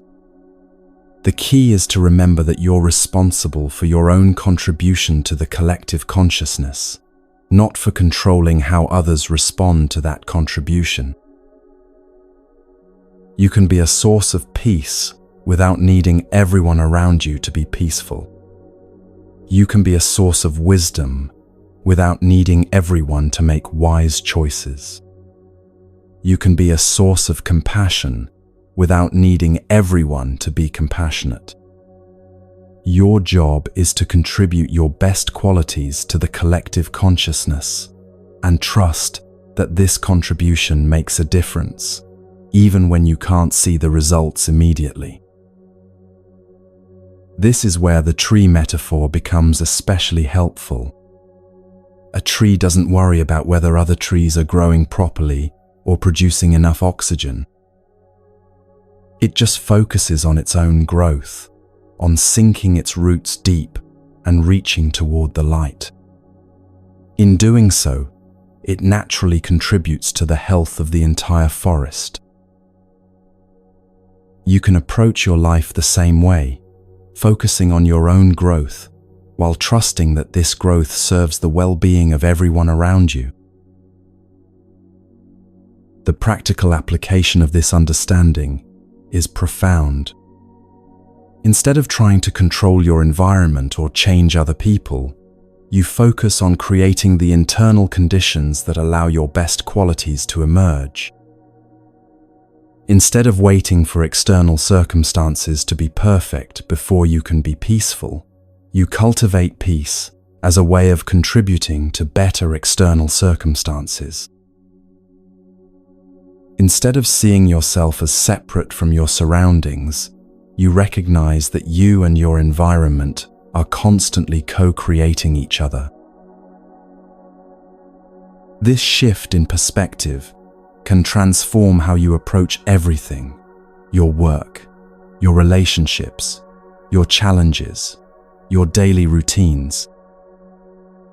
You start seeing every interaction as an opportunity to practice contributing positive energy to the collective consciousness. You start seeing every difficult situation as an opportunity to practice responding with wisdom, rather than just reacting with your inherited patterns. You start seeing every moment as an opportunity to be the kind of person who makes the world a little bit better just by being present. And here's the beautiful paradox. When you stop trying to force your environment to be different and start focusing on being the kind of person who naturally creates positive change, your environment often does become more peaceful, more supportive, more aligned with your deepest values. Not because you're controlling it, but because you're contributing to it in a way that brings out the best in everyone around you.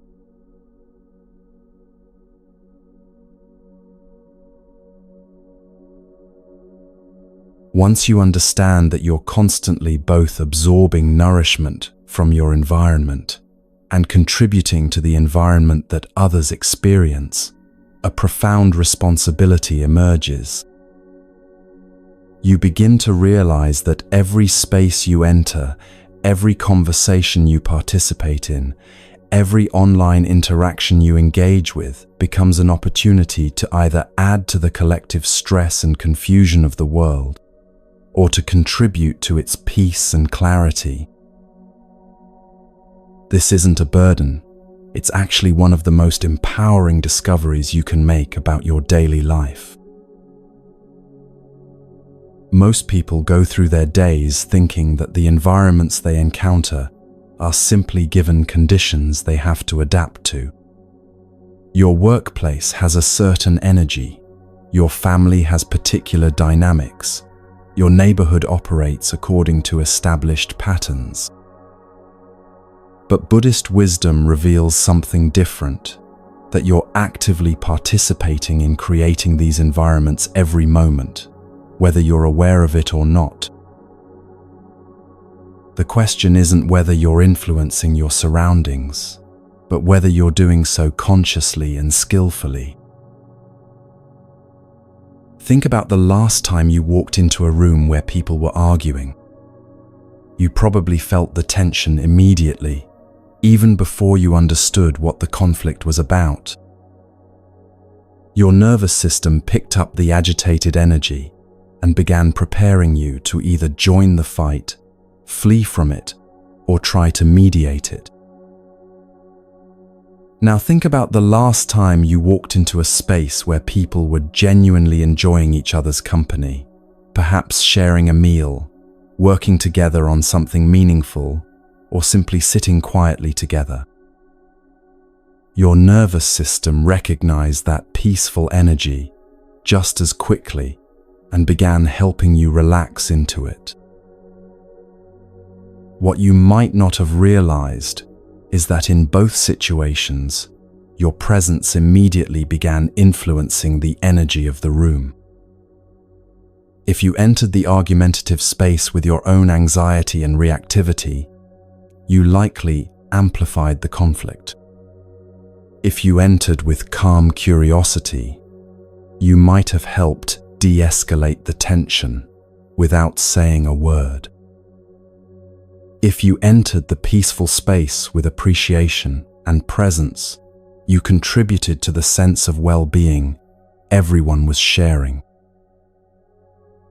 If you entered distracted or stressed about something else, you slightly diminished the collective sense of ease. This dynamic operates constantly, in ways both obvious and subtle.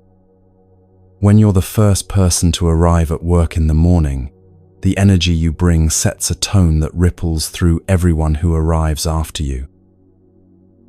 When you're driving in traffic, your internal state contributes to the collective energy of hundreds of other drivers around you. When you're scrolling through social media, your attention and responses become part of the vast network of consciousness that shapes what kind of content gets amplified and what kind gets ignored. In our modern world, this responsibility has become both more important and more complex than ever before. The environments we participate in now extend far beyond our physical locations. Through technology, we're simultaneously part of multiple environments: our immediate physical space, our online communities, our social media networks, our digital workplaces. Each of these environments is being shaped by the consciousness and intentions of everyone participating in it, often in ways that nobody fully understands or controls. Consider how this plays out in the digital realm. Every time you engage with content online, whether you like, share, comment, or simply spend time reading something, you're sending signals about what kind of information should be prioritized and promoted. If you consistently engage with content that promotes outrage, fear, or divisiveness, you're unconsciously training the algorithms to show you and others more of that type of content. If you consistently engage with content that promotes understanding, beauty, or practical wisdom, you're training the systems to amplify those qualities instead. Most people don't realize how much their individual choices about what to pay attention to online are actually shaping the collective information environment that everyone experiences. When millions of people choose to click on headlines that promise to make them angry or afraid, they're collectively creating an information ecosystem that prioritizes anger and fear. When people choose to engage with content that helps them learn, grow, or connect with others in meaningful ways, They're contributing to an information ecosystem that supports wisdom and community. This brings us to one of the most pressing challenges of our time: how to maintain mental and spiritual health in an information environment that often seems designed to undermine both. The same technologies that connect us across vast distances and give us access to incredible knowledge also expose us to levels of stimulation, manipulation, and artificial urgency that no human nervous system evolved to handle. Learning to navigate this landscape skillfully isn't just important for your personal well-being, it's essential for the health of our collective consciousness. Let me share a story that perfectly illustrates how sophisticated these technological influences have become. A teacher at the monastery was trying to fix a broken telescope in their storage room, so he went online to find instructions for realigning it. He found a helpful video that showed him exactly how to adjust the telescope for a better view of the blood moon that was coming. The repair was successful, and he was able to share the celestial event with the community that evening. But the next day, when he went online for something else entirely, he was shocked to discover that telescope advertisements had suddenly appeared everywhere he looked.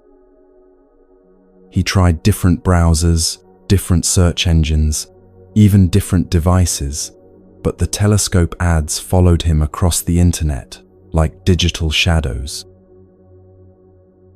This was his first direct experience of how sophisticated our information environment has become at tracking and influencing our desires and attention.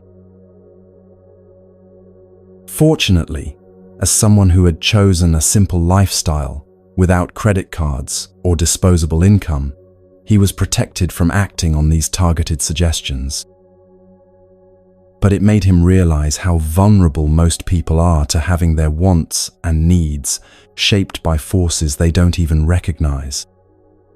The implications were particularly concerning when he considered how children and young people, whose decision-making capacities are still developing, are constantly exposed to these sophisticated influence systems.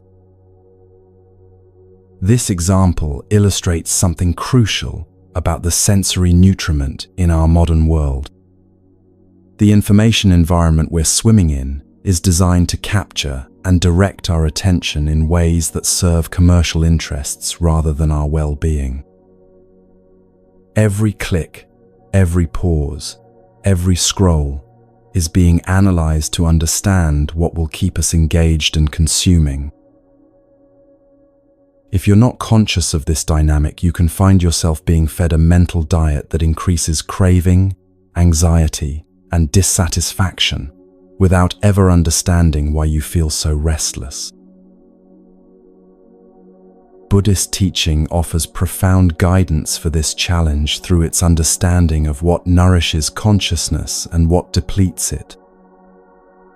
When you're conscious about the information diet you're consuming, you begin to notice how different types of content affect your mental state, your emotional balance, and your capacity for wise response. You start to distinguish between information that actually serves your life and information that simply captures your attention without providing any real benefit.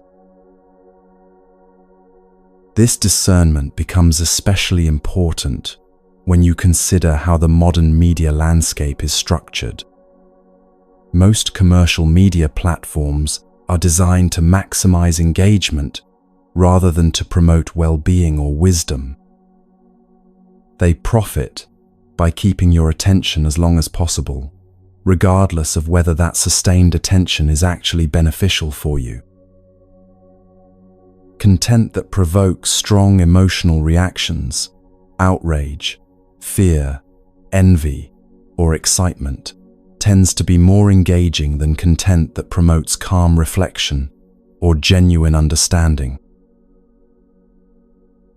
The result is an information environment that systematically amplifies our most reactive impulses, while rarely feeding our deeper needs for connection, meaning, and peace. This isn't necessarily the conscious intention of the people creating these platforms, but it's the inevitable result of systems designed to capture and monetize attention without considering the broader consequences for human consciousness. Understanding this dynamic gives you the power to make more conscious choices about how you engage with information technology. But the solution isn't simply to withdraw from all digital environments. Technology itself is neutral. It amplifies whatever consciousness we bring to it. When used mindfully, digital tools can connect you with wisdom teachers across the globe, help you find communities of people who share your deepest values, and give you access to information that genuinely supports your growth and service. The key is developing the discernment to distinguish between technology use that nourishes your best qualities and technology use that feeds your mental afflictions. This discernment extends to the physical environments you choose to spend time in as well. Buddhist wisdom recognizes that different environments naturally cultivate different mental states. Spaces that are cluttered, noisy, or chaotic tend to promote restlessness and distraction. Spaces that are clean, quiet, and thoughtfully arranged tend to promote clarity and calm. Natural environments, forests, gardens, bodies of water, often help restore a sense of perspective and connection that can be difficult to maintain in purely human-made spaces. This doesn't mean you need to live in a monastery or retreat center to practice wisely. It means recognizing that you have more influence over your physical environment than you might think, and that small changes in your surroundings can have significant effects on your mental state and spiritual development. Creating a corner of your home that feels peaceful and uncluttered, choosing to spend time in natural settings when possible, being mindful about the visual and auditory stimulation in your daily environment, these practices can profoundly support your capacity for wisdom and compassion. The monastery where these teachings originated exemplifies this principle beautifully. Rather than creating an elaborate or luxurious environment, they focused on simplicity and natural beauty. There are no swimming pools with slides, no entertainment centers, no attractions designed to stimulate excitement or pleasure. Instead, there are quiet walking paths, simple gardens, and spaces designed for contemplation and genuine human connection. The environment itself teaches visitors that peace doesn't require constant stimulation or elaborate external conditions. It emerges naturally when we create space for it. This approach challenges our culture's assumption that more options and more entertainment lead to greater happiness. Many visitors initially feel bored or restless in such a simple environment, having become accustomed to constant digital stimulation and busy schedules. But as they adjust to the slower pace and reduced sensory input, they often discover a quality of contentment and presence that they'd forgotten was possible. They learn that the absence of distraction isn't emptiness, it's spaciousness for authentic experience and genuine connection. The responsibility for creating nourishing environments becomes even more significant when you consider your role in other people's lives. As a parent, partner, friend, colleague, or community member, you're constantly contributing to the environments that shape other people's consciousness and well-being.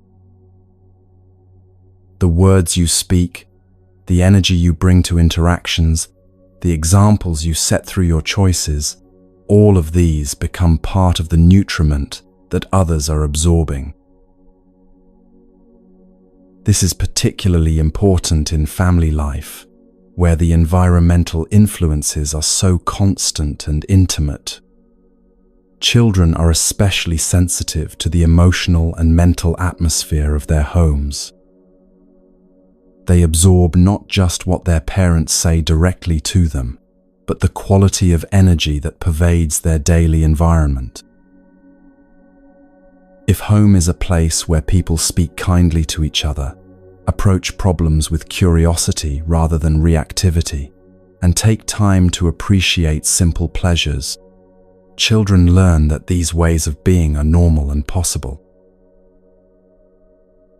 If home is a place dominated by stress, criticism, or emotional volatility, children often internalize these patterns as their baseline expectations for how life works.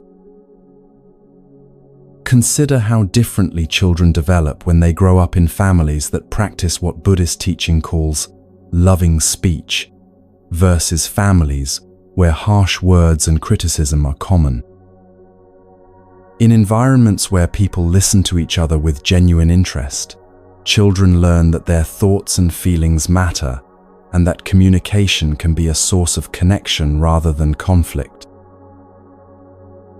In environments where people regularly express gratitude and appreciation, children develop the capacity to notice beauty and goodness in their daily experience. In environments where mistakes are treated as learning opportunities rather than failures, children develop resilience and the willingness to take healthy risks. But this influence operates in all relationships, not just with children. When you consistently approach your interactions with colleagues from a place of genuine interest in their well-being and success, you're contributing to a workplace culture that supports everyone's flourishing. When you habitually respond to your friends' challenges with empathy and practical wisdom, rather than judgment or advice giving, you're helping create relationships where people feel safe to be authentic and vulnerable. When you treat service workers, neighbors, and strangers with basic respect and kindness, you're contributing to a social environment where everyone's dignity is recognized.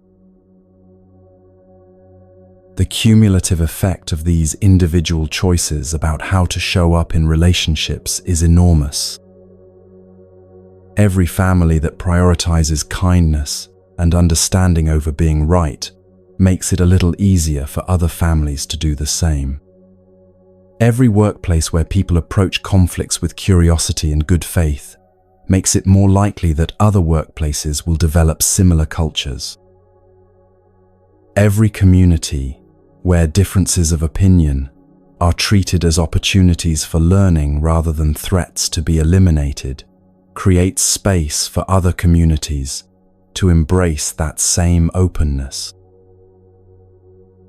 This is how social transformation actually happens, not through top-down mandates or dramatic gestures, but through countless individuals choosing to embody the qualities they want to see more of in the world. Buddhist teaching calls this practicing for the benefit of all beings, and it recognizes that your personal spiritual development is inseparable from your contribution to collective healing. But creating nourishing environments isn't just about being nice or positive.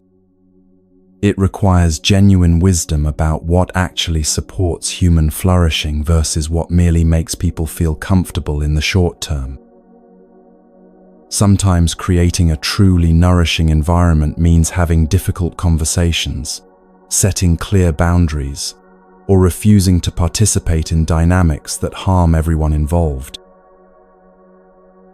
Sometimes it means disrupting patterns of avoidance or people-pleasing that prevent real growth and healing from occurring.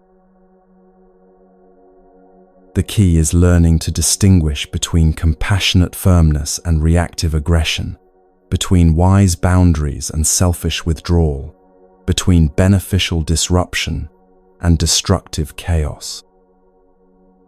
This discernment develops through practice, through repeatedly choosing to respond from your deepest wisdom rather than your immediate impulses, and then paying attention to the long-term effects of those choices.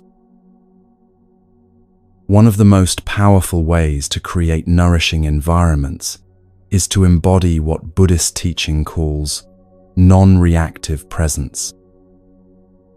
This means developing the capacity to remain calm and responsive in situations where others are upset, defensive, or aggressive.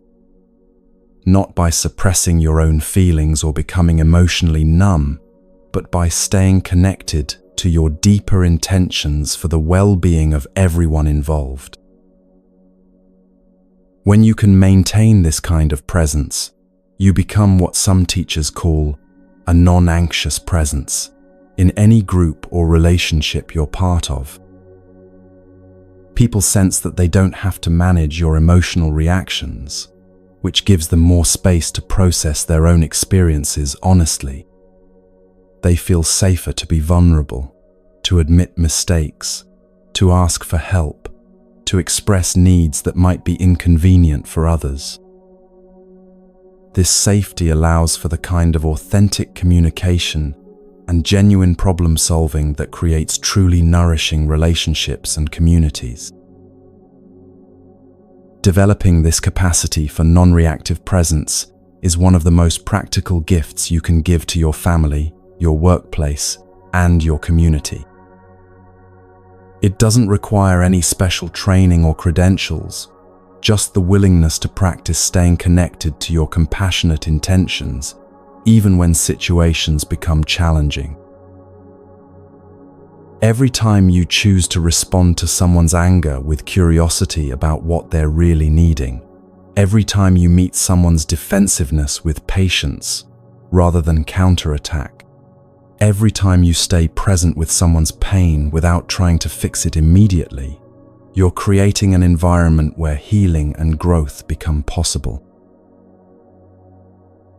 This practice becomes especially important in our current cultural moment, where polarization and reactivity seem to dominate so many public conversations. The quality of consciousness that most people bring to discussions about important issues often makes those discussions less productive rather than more productive. People approach conversations about politics, social issues, or cultural differences with the intention of proving their point rather than understanding other perspectives.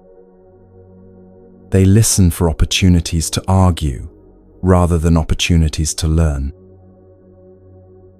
The result is that even when people agree on many fundamental values, they often end up feeling more divided and alienated from each other. Creating nourishing environments for important conversations requires a different approach, one that prioritizes understanding over being understood, curiosity over certainty, and collaborative problem-solving over competitive debate.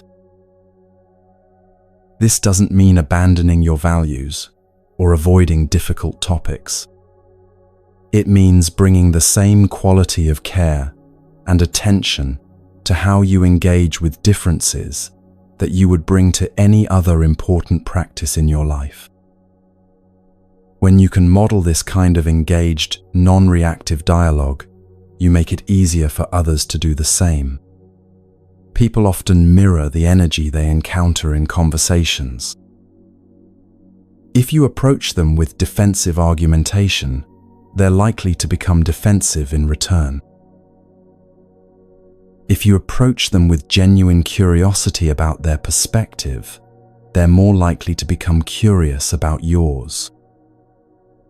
If you can stay connected to your care for their well-being, even when you disagree with their positions, they're more likely to stay connected to their care for yours. This principle applies not just to formal political discussions, but to all the small disagreements and differences of opinion that arise in daily life. How you handle conflicts about family finances, workplace policies, parenting decisions, or neighborhood issues becomes practice for engaging skillfully with larger social challenges. Every time you choose collaboration over competition, understanding over judgment, creative problem-solving over rigid position-taking, you're strengthening your capacity to contribute to healing in the broader world. The environments you create also extend to the future through the patterns you establish and the examples you set. Children who grow up in families where conflicts are approached with respect and creativity learn that disagreement doesn't have to mean disconnection. Employees who work in organizations where people support each other's growth and success learn that collaboration is more effective than competition.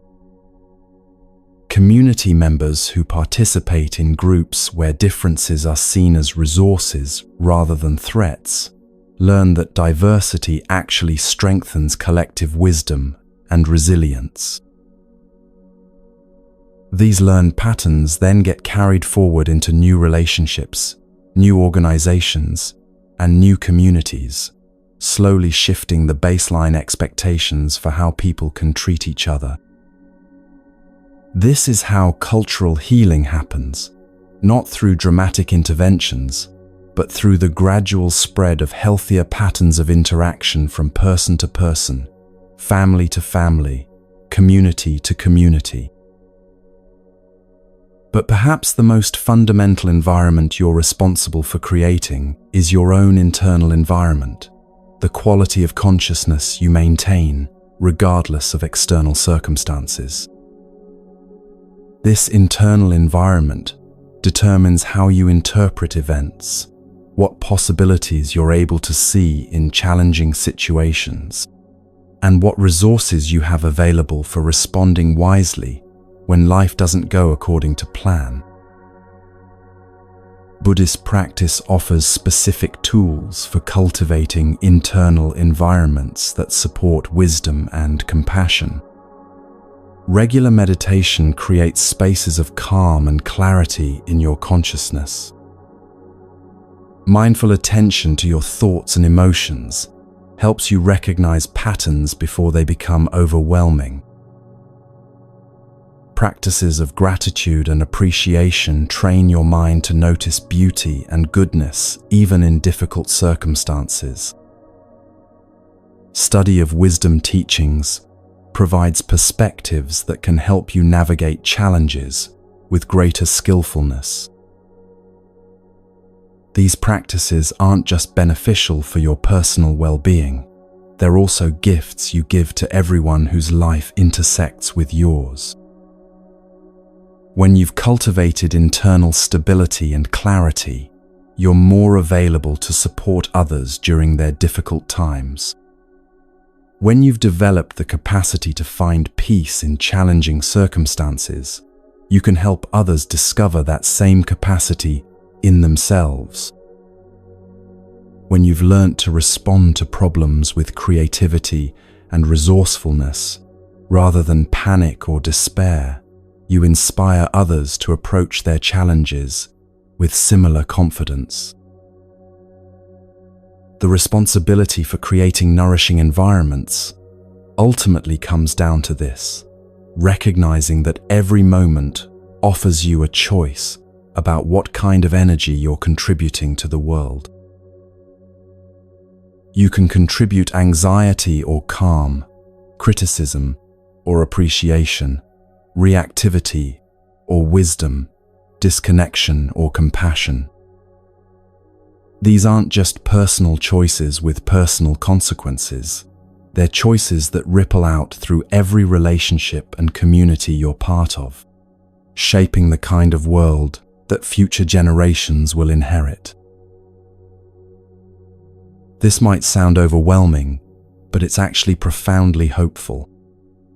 It means that you always have meaningful work to do, regardless of your circumstances or position in life. You always have the opportunity to make a positive difference, even if it's just through the quality of presence you bring to ordinary interactions. You never have to wait for permission or perfect conditions to begin contributing to the healing and flourishing of the world. You can start exactly where you are, with exactly what you have, in this very moment.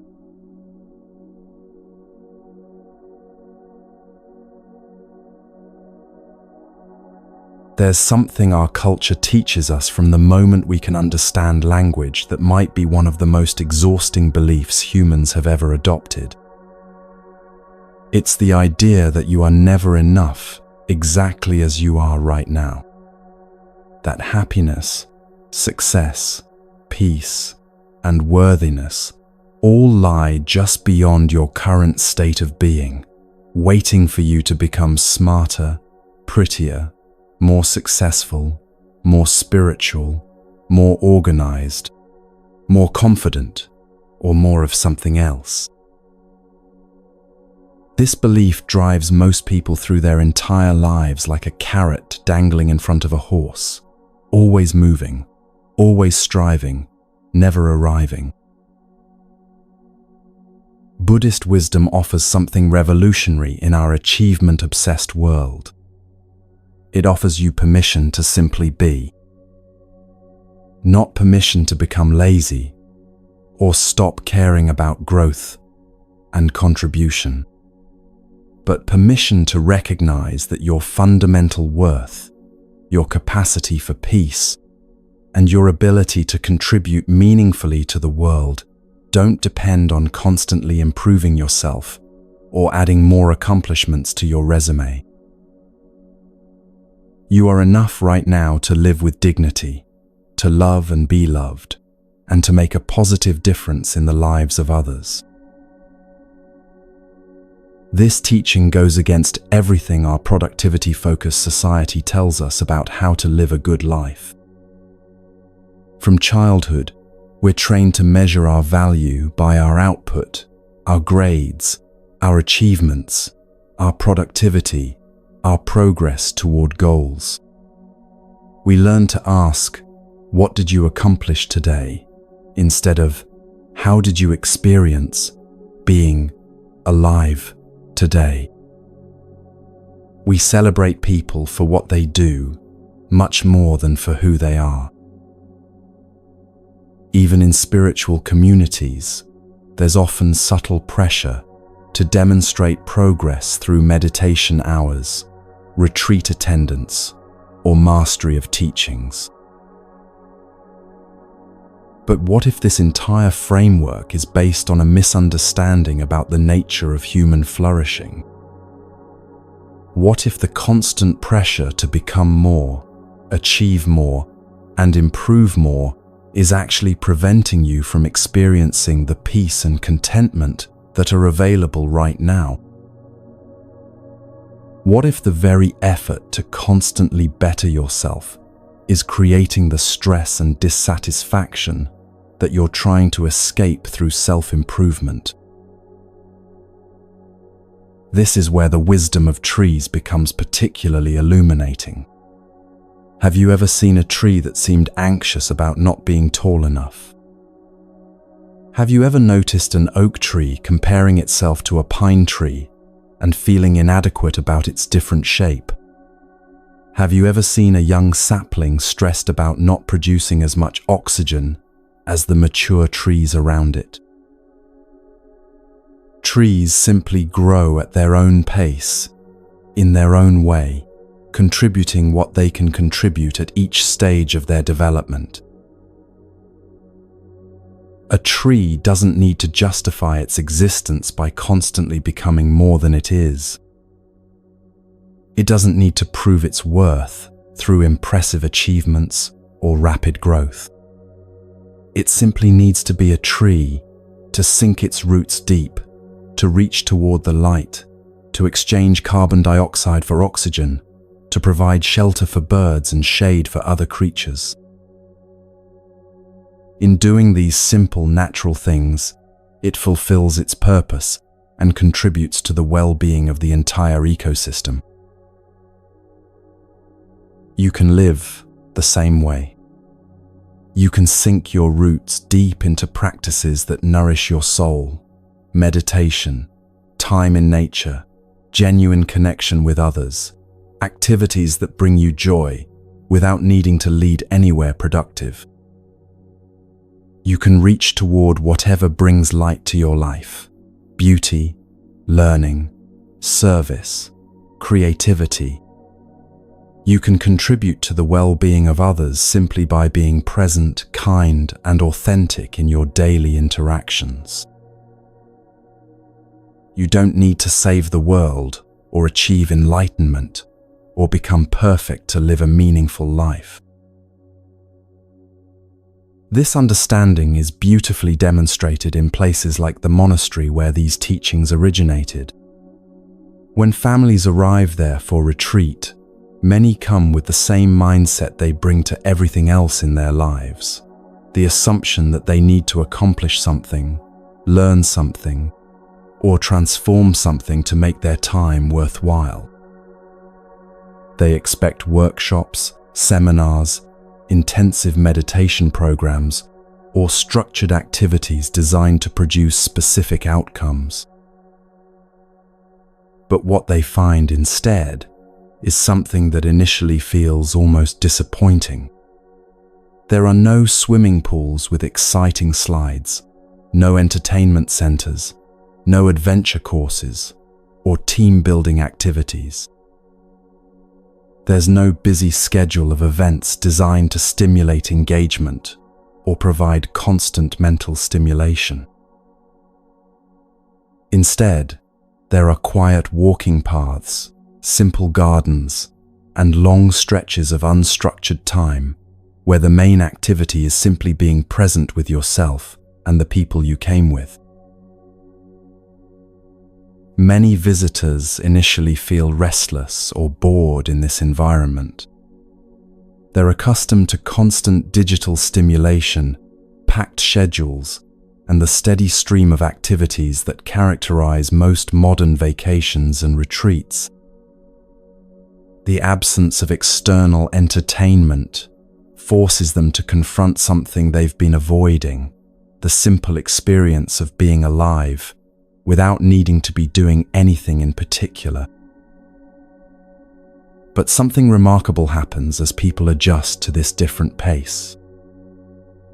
They begin to notice things they hadn't seen before: the way sunlight moves through leaves throughout the day, the different sounds birds make at different times, the subtle changes in their own energy and mood when they're not constantly rushing toward the next activity.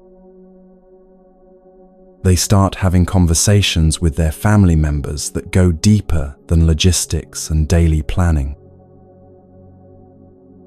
They rediscover the pleasure of eating slowly, of walking without a destination, of sitting quietly without needing to meditate or practice or improve anything.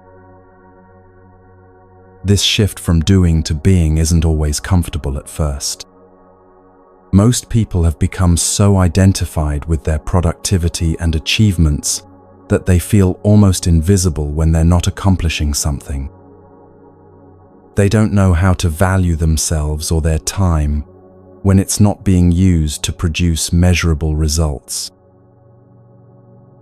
The idea of spending hours just sitting in a garden or lying on grass feels wasteful, indulgent, or somehow morally questionable. But this discomfort reveals how deeply we've internalized our culture's obsession with productivity and constant improvement. We've forgotten that human beings are not machines designed to produce output. We're living organisms designed to experience the fullness of being alive, to feel, to connect, to appreciate, to love, to simply exist in this remarkable world we've been given. When we reduce ourselves to our productivity, we miss most of what makes life worth living. The permission to simply be doesn't mean abandoning all goals or becoming passive about your life. It means recognizing that your goals and activities arise from and return to a deeper foundation, your basic capacity to be present, aware, and responsive to life as it unfolds. When this foundation is solid, your actions become more skillful and effective because they're not driven by anxiety about proving your worth or escaping from inadequacy. When this foundation is shaky, even your most impressive achievements often feel hollow because they're built on the unstable ground of needing to be different than you are. This teaching becomes especially important in our current era of social media and personal branding, where people feel constant pressure to document and monetize every aspect of their lives. The idea that every experience should be shareable, every skill should be marketable, and every moment should contribute to building your online presence creates an exhausting relationship with your own life. You start experiencing your own experiences through the lens of how they'll look to others rather than how they actually feel to you. Buddhist wisdom suggests a different possibility, that most of the richest, most meaningful aspects of life happen in private moments that don't translate well to social media.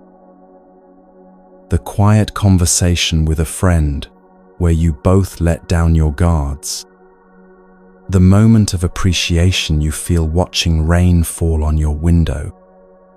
The sense of peace that settles over you when you finally stop trying to figure everything out and just let yourself be confused for a while. These experiences don't produce content, but they produce something more valuable. They produce contentment. Learning to value these unproductive, unshared moments is essential for developing what Buddhist teaching calls ordinary mind, the capacity to find fulfillment in whatever is actually happening rather than constantly seeking better, more exciting, or more meaningful experiences. Ordinary mind doesn't mean settling for mediocrity or giving up on dreams and aspirations. It means discovering that the peace and happiness you've been seeking through achievement and improvement are actually available in any moment when you stop looking elsewhere for them. This understanding can transform your relationship with every aspect of your daily life. Instead of rushing through routine activities to get to more important things, you begin to see that these routine activities are your life. Washing dishes, commuting to work, having ordinary conversations with family members, these aren't obstacles to overcome on your way to real living. They are real living, and they become meaningful when you bring full presence to them instead of treating them as time to endure. The monastery environment teaches this lesson simply by removing most of the distractions that normally prevent people from discovering the richness of ordinary experience. Without constant entertainment options, people are invited to find interest and even joy in activities they might normally consider boring. Walking slowly on a path, eating a simple meal in silence, sitting still without any agenda except to notice what it feels like to be alive. These activities aren't exciting in the way our culture defines excitement, but they provide a different kind of satisfaction, the satisfaction of being fully present with your own experience. This doesn't mean that all excitement and stimulation are problematic. It means recognizing the difference between stimulation that enhances your capacity to be present and stimulation that distracts you from presence. The difference between activities that leave you feeling more connected to yourself and others versus activities that leave you feeling scattered and depleted. The difference between experiences that arise from genuine interest and curiosity versus experiences driven by the compulsive need to avoid boredom or discomfort. When you give yourself permission to be, rather than constantly trying to become, you often discover that natural growth and positive change happen more easily than when you force them. Like a tree that grows steadily when its basic needs for sunlight, water, and nutrients are met, you develop naturally when your basic needs for presence, connection, and purpose are satisfied. You don't have to push yourself to be more loving. Love arises naturally when you're present with others. You don't have to force yourself to be more wise. Wisdom emerges naturally when you pay attention to your experience without immediately judging or trying to change it. This understanding can be particularly healing for people who have spent years caught in cycles of self-improvement that never seem to lead to lasting satisfaction. The harder they try to fix themselves, the more broken they feel. The more techniques they learn for being happy, the more elusive happiness becomes. The more they strive for spiritual awakening, the more ordinary and unenlightened they feel. Buddhist teaching suggests that this struggle often stems from a fundamental misunderstanding, the belief that you need to become different before you can be at peace. But what if peace doesn't require becoming different? What if it's available right now, in this moment, regardless of how enlightened or unenlightened you feel? What if the very effort to achieve peace is what prevents you from noticing the peace that's already here? This doesn't mean that growth and learning aren't valuable. They are. But they become much more natural and enjoyable when they arise from a foundation of basic contentment rather than from anxiety about being inadequate. The permission to simply be also has profound implications for how you relate to other people. When you're not constantly trying to improve yourself, you're less likely to be constantly trying to improve others. When you can accept your own imperfections with compassion, you can extend that same compassion to the imperfections of your family members, friends, and colleagues. When you're not driven by the need to prove your worth through achievement, you can appreciate others for who they are, rather than for what they accomplish. This shift can transform your closest relationships. Instead of loving your partner while secretly hoping they'll change in specific ways, you can love them as they actually are right now.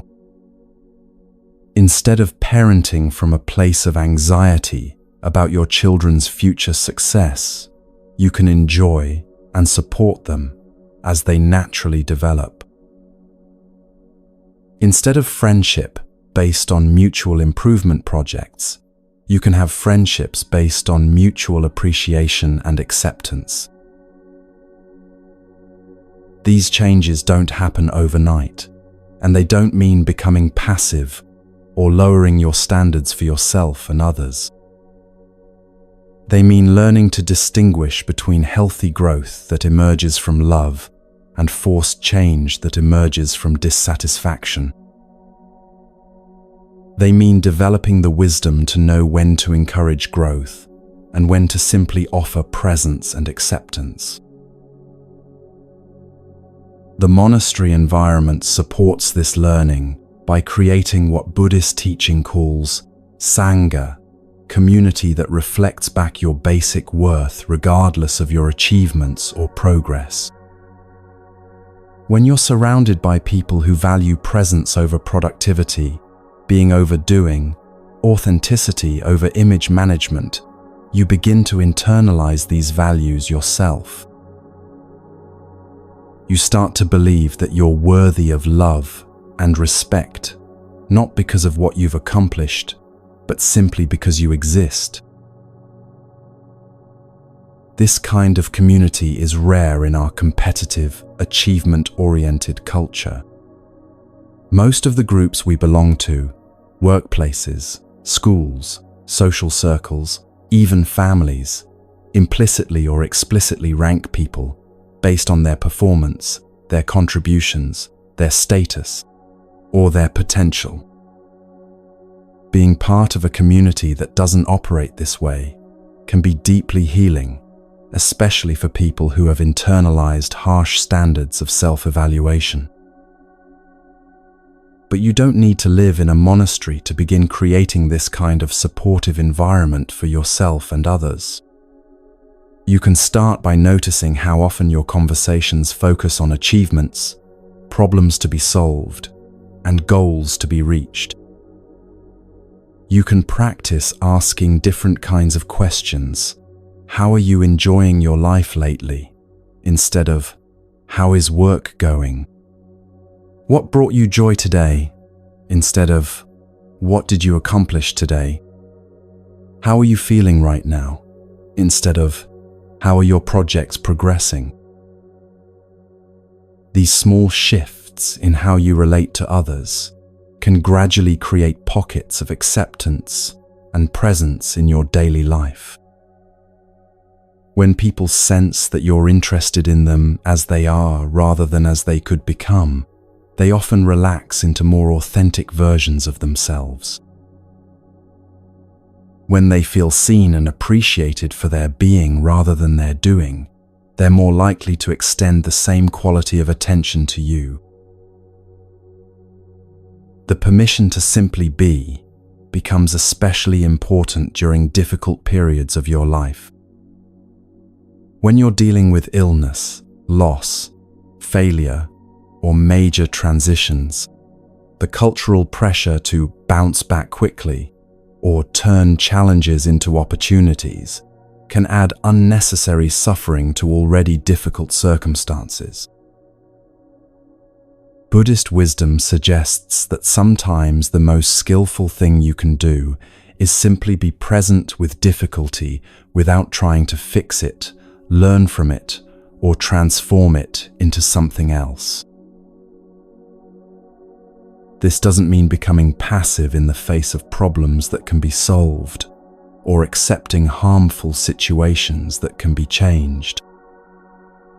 It means recognizing that some aspects of human experience, grief, uncertainty, aging, disappointment, are not problems to be solved, but realities to be lived through with as much grace and presence as possible. When you can be with these experiences without adding the extra layer of judgment about how you should be handling them differently, you often find that they naturally transform and resolve in their own time. The monastery teaches this through its rhythm of daily life, which includes times for activity and times for rest, times for community and times for solitude, times for learning and times for simply being. This rhythm acknowledges that human flourishing requires both engagement and rest, both growth and acceptance, both doing and being. Modern life often becomes unbalanced toward constant doing, constant growth, constant engagement, which eventually leads to burnout and a sense of disconnection from your own life. Learning to value and protect time for simply being, time when you're not trying to accomplish anything, learn anything, or become anything, is essential for maintaining your connection to what Buddhist teaching calls your true nature. This true nature isn't something you need to develop or achieve. It's the basic awareness, kindness, and wisdom that are already present in you, waiting to be recognized and allowed to express themselves naturally. When you give yourself permission to simply be, you're not giving up on growth or contribution. You're creating the foundation from which authentic growth and meaningful contribution can emerge. You're learning to trust that your inherent goodness and wisdom don't need to be forced into existence. They just need to be given space to unfold. You're discovering that the person you already are, right now, in this moment, is enough to live with dignity, to love and be loved, and to make a positive difference in the world. This discovery doesn't come all at once, and it's often challenged by old habits of self-criticism and improvement obsession. But each time you choose presence over productivity, being over becoming, acceptance over improvement, you strengthen your capacity to live from this deeper foundation. You gradually learn to trust that you don't need to earn your worth through achievement or justify your existence through constant growth. You can simply be, and that is enough.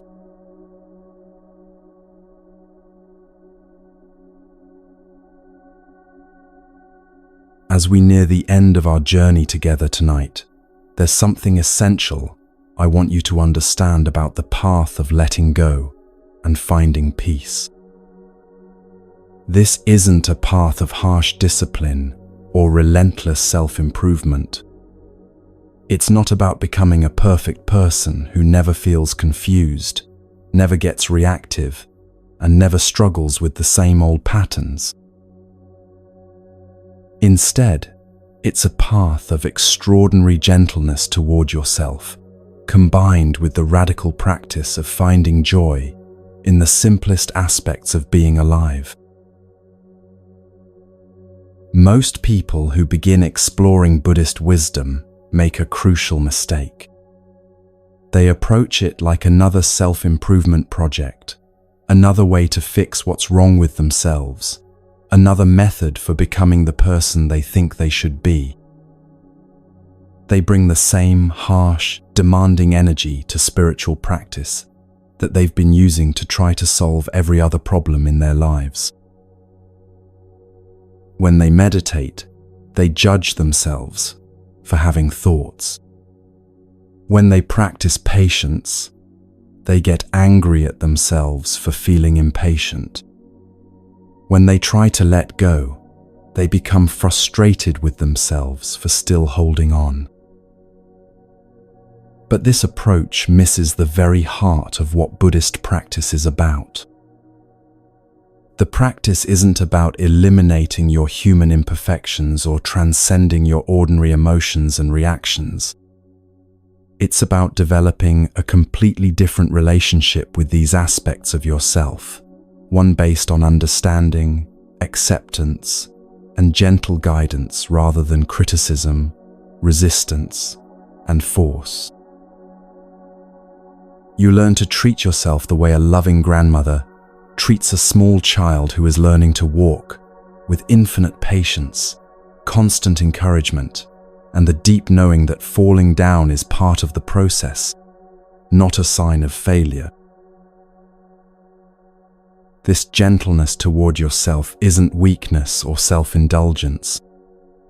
It's actually the foundation of genuine transformation.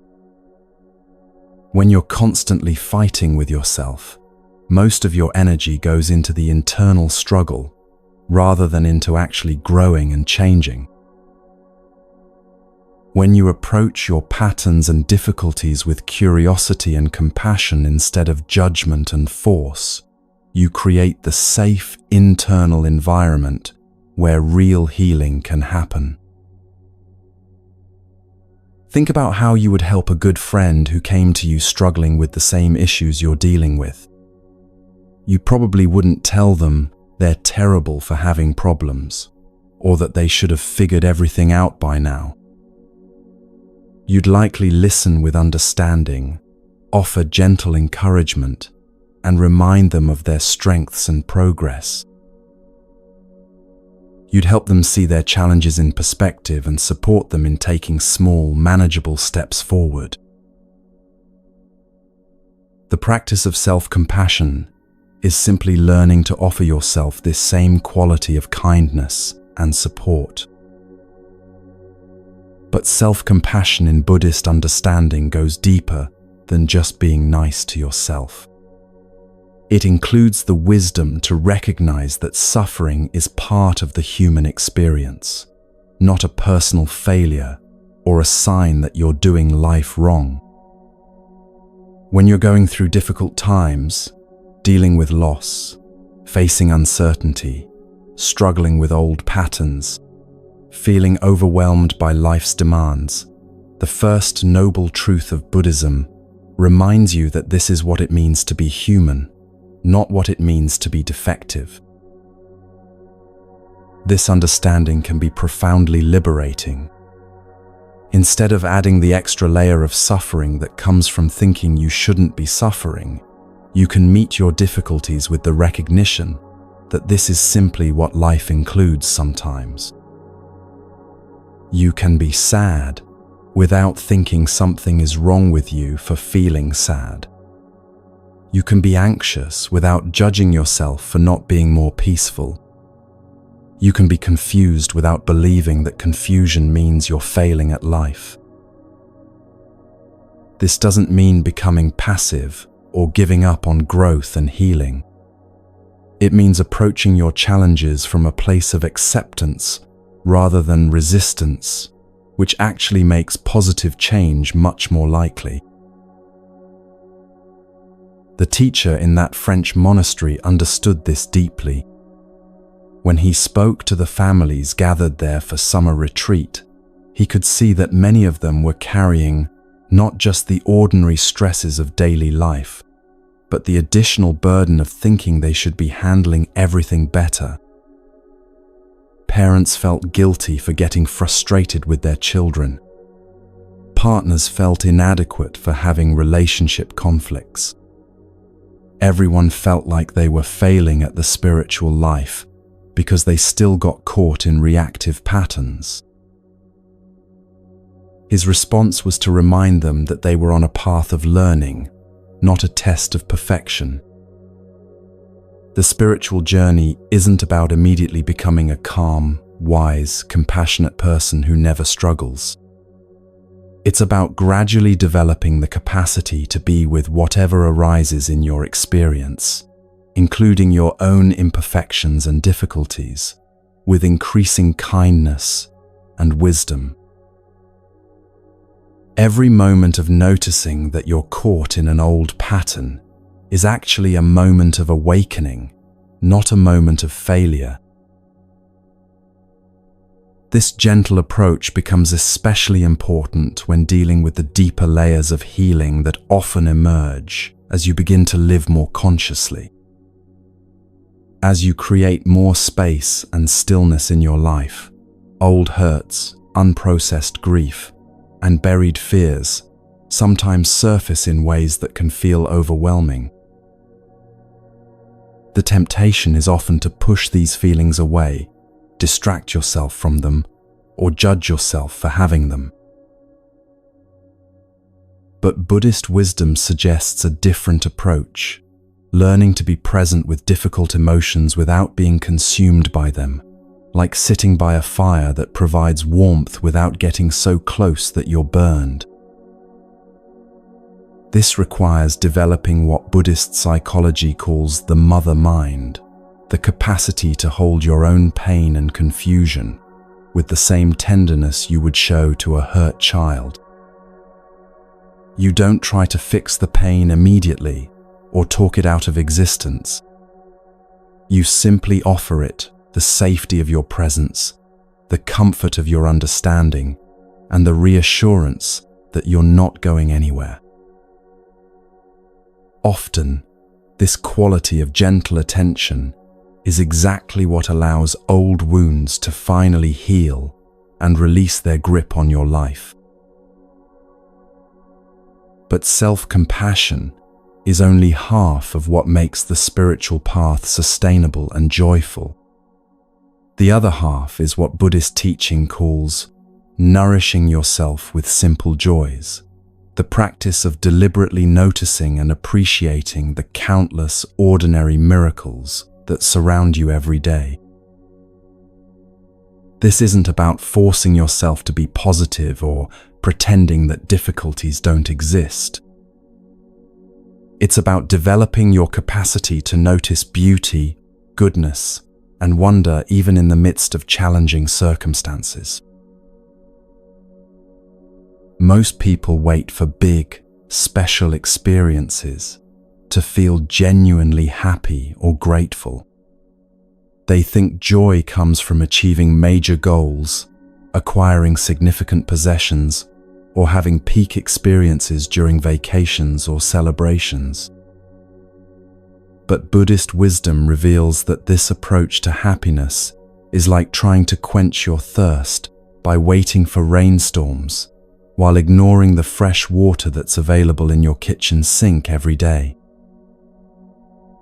The most reliable sources of contentment and joy are the simple experiences that are constantly available, but that we've trained ourselves not to notice. Consider this moment, right now, as you're listening. Your lungs are breathing without any effort on your part, delivering oxygen to every cell in your body.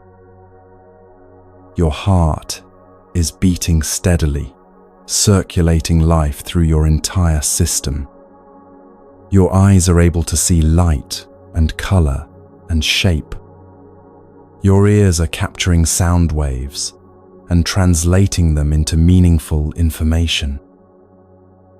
If you're in a safe place, you have shelter and protection from the elements. If you have access to clean water and adequate food, you have resources that many humans throughout history could only dream of. These aren't consolation prizes or things to be grateful for only when you don't have anything better. These are genuine miracles that most people take completely for granted. The practice of nourishing yourself with simple joys is about developing the capacity to be genuinely amazed by these everyday gifts. It's about recovering the sense of wonder that most children have naturally, but that gets buried under layers of expectation, comparison, and taking things for granted. This practice can transform your entire experience of daily life. Instead of rushing through routine activities to get to more exciting things, you begin to discover interest and even delight in ordinary moments. The taste of your morning coffee becomes a small celebration. The feeling of warm water during your shower becomes a moment of luxury. The sight of sunlight streaming through your window becomes a daily gift of beauty. These simple pleasures don't replace the need for larger sources of meaning and connection in your life, but they provide a steady foundation of contentment that makes you less dependent on external circumstances for your well-being. There's a teaching story that illustrates this beautifully. A wise teacher told his students, "You have a diamond in your pocket, but you don't know it, and you think you are very poor." He was pointing to the fact that most people spend their lives searching for happiness in external things, while carrying within themselves and around themselves treasures they've forgotten how to see. The diamond in your pocket might be your capacity for awareness, your ability to love, your resilience in the face of challenges, or simply the incredible gift of being alive on this beautiful planet. But discovering this diamond requires a shift in what you're looking for and where you're looking for it. Instead of waiting for dramatic positive experiences, you start noticing subtle ones. Instead of focusing on what's missing from your life, you begin to see what's already present. Instead of comparing your inner experience to other people's outer presentations, you start appreciating the unique qualities of your own journey. This doesn't happen automatically, especially if you've spent years training your attention to focus on problems, inadequacies, and future goals. It requires conscious practice, like exercising a muscle that's been neglected. You might start by setting aside a few minutes each day to deliberately notice things you appreciate: the comfort of your bed when you wake up, the convenience of having light available at the flip of a switch, the fact that you have access to clean water whenever you want it. You might practice what some teachers call ordinary gratitude, appreciation for things so basic that you normally don't even think about them. As this capacity develops, you begin to notice that contentment doesn't actually depend on your circumstances being perfect or even particularly good. You can feel genuinely grateful for small comforts, even when dealing with significant challenges. You can find moments of beauty and peace even during difficult periods of your life. You can appreciate what's working even when other things aren't working. This isn't about denying problems or pretending everything is fine when it's not. It's about developing the capacity to hold both difficulty and beauty, both struggle and appreciation, both challenges and gifts in your awareness simultaneously. This balance between acknowledging suffering and nourishing joy is essential for walking the spiritual path without becoming either overly serious or superficially positive. If you focus only on difficulties and problems, spiritual practice can become heavy and discouraging. If you focus only on positive experiences and try to avoid all discomfort, your practice becomes shallow and fragile. But when you can be present with whatever arises, while also deliberately cultivating appreciation for life's simple gifts, you develop genuine resilience and authentic happiness. The monastery environment supports this balance by creating space for both reflection on life's challenges and celebration of its simple pleasures. People are encouraged to be honest about their struggles and pain, but they're also invited to notice the beauty of natural surroundings, the nourishment of simple meals, and the comfort of genuine human connection. They learn that spiritual maturity includes both the capacity to face difficulties with courage and the ability to receive simple joys with gratitude. This approach becomes especially important as you integrate Buddhist wisdom into your regular life outside of retreat settings. Your daily environment probably includes stresses, responsibilities, and challenges that can easily overwhelm your sense of peace and contentment if you're not deliberately cultivating sources of nourishment and renewal. The practice of finding simple joys becomes like having a reliable source of clean water during a long journey. It doesn't eliminate the challenges of the journey, but it provides the sustenance you need to keep going with energy and hope. Some of the most reliable sources of simple joy are found in connection with the natural world. Even if you live in an urban environment, you can usually find access to sky, sunlight, plants, or weather patterns that can provide moments of wonder and perspective. Taking time to really look at clouds, to feel wind on your skin, To notice how plants grow in the smallest spaces can reconnect you with the larger rhythms and cycles that your life is part of.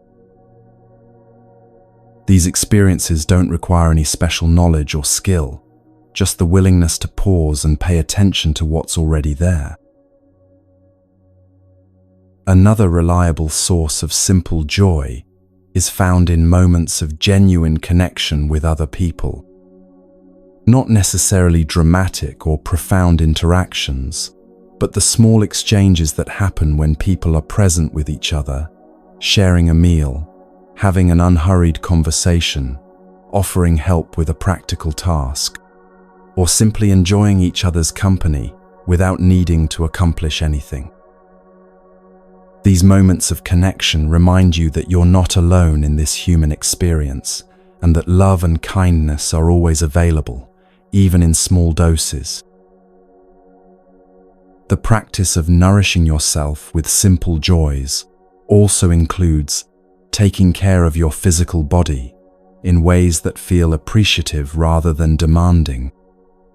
Instead of exercising only to improve your fitness or appearance, you might move your body in ways that feel good and bring you pleasure. Instead of eating only for nutrition or weight management, you might take time to really taste and enjoy your food.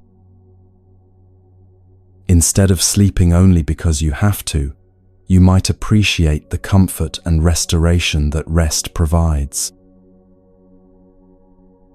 These shifts in attitude don't require changing your behaviors dramatically, but they can transform your relationship with your body from one of criticism and control to one of gratitude and care. As we come to the end of our time together tonight, I want you to know that this path of gentle self-compassion and simple joys isn't a luxury or an afterthought. It's essential medicine for anyone who wants to live with wisdom and contribute positively to the world.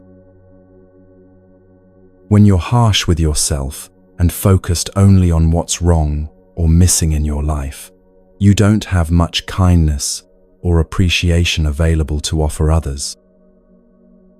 When you're nourished by self-compassion and sustained by regular doses of simple joy, you become a source of these qualities for everyone around you.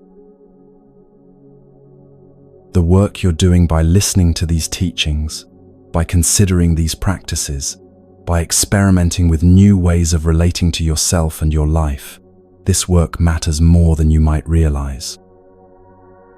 Every moment of choosing presence over distraction, compassion over criticism, appreciation over complaint, ripples out through your relationships and communities in ways you may never fully see. You're not just healing yourself, you're contributing to the healing of the world, one gentle choice at a time. So, be patient with yourself on this journey. Trust that you don't need to perfect anything or achieve any particular state to be worthy of love and respect. Take time to nourish yourself with whatever simple pleasures are available to you. A deep breath, a moment of stillness, the sight of something beautiful, the comfort of knowing you're not alone in seeking peace and wisdom. Remember that the diamond has been in your pocket all along, waiting for you to discover it, not through great effort or achievement, but through the simple willingness to see what's already here.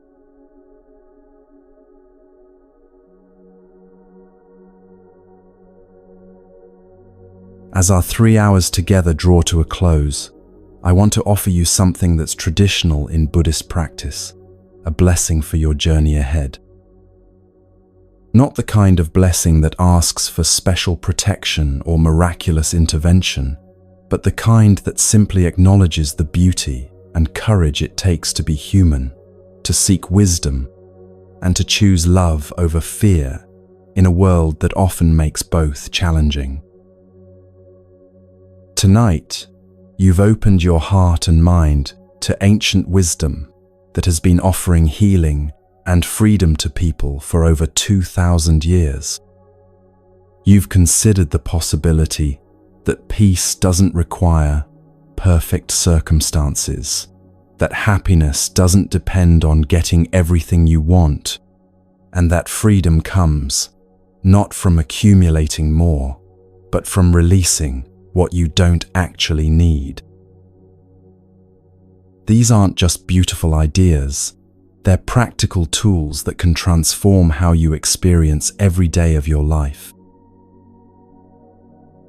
As you leave this quiet space we've shared and return to your regular activities, you're not going back to the same life you had before.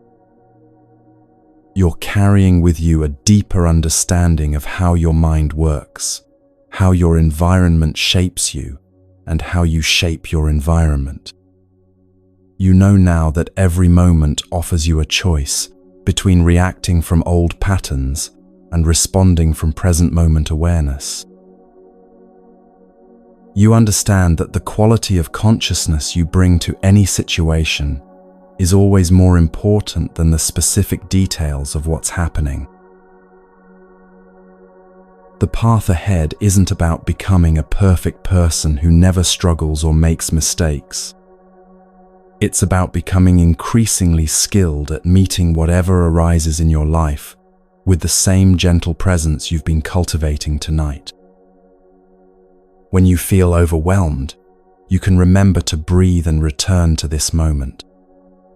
When you find yourself grasping for something different than what's here, you can practice the art of letting go. When you notice old patterns of criticism or judgment arising, you can choose the path of compassion instead. These practices don't require hours of meditation or years of study, though both can be helpful if they appeal to you. They require only your willingness to remember, moment by moment, that you have choices about how to relate to your experience. You can wash your morning dishes as a meditation in presence. You can turn your commute into an opportunity to practice patience and awareness. You can transform ordinary conversations into expressions of genuine interest and care. The beautiful thing about this path is that it gets easier and more natural the more you practice it. Each time you choose presence over distraction, you strengthen your capacity for presence. Each time you respond with kindness instead of reactivity, you make kindness more available in future situations. Each time you find peace in ordinary moments, you expand your ability to access that peace whenever you need it.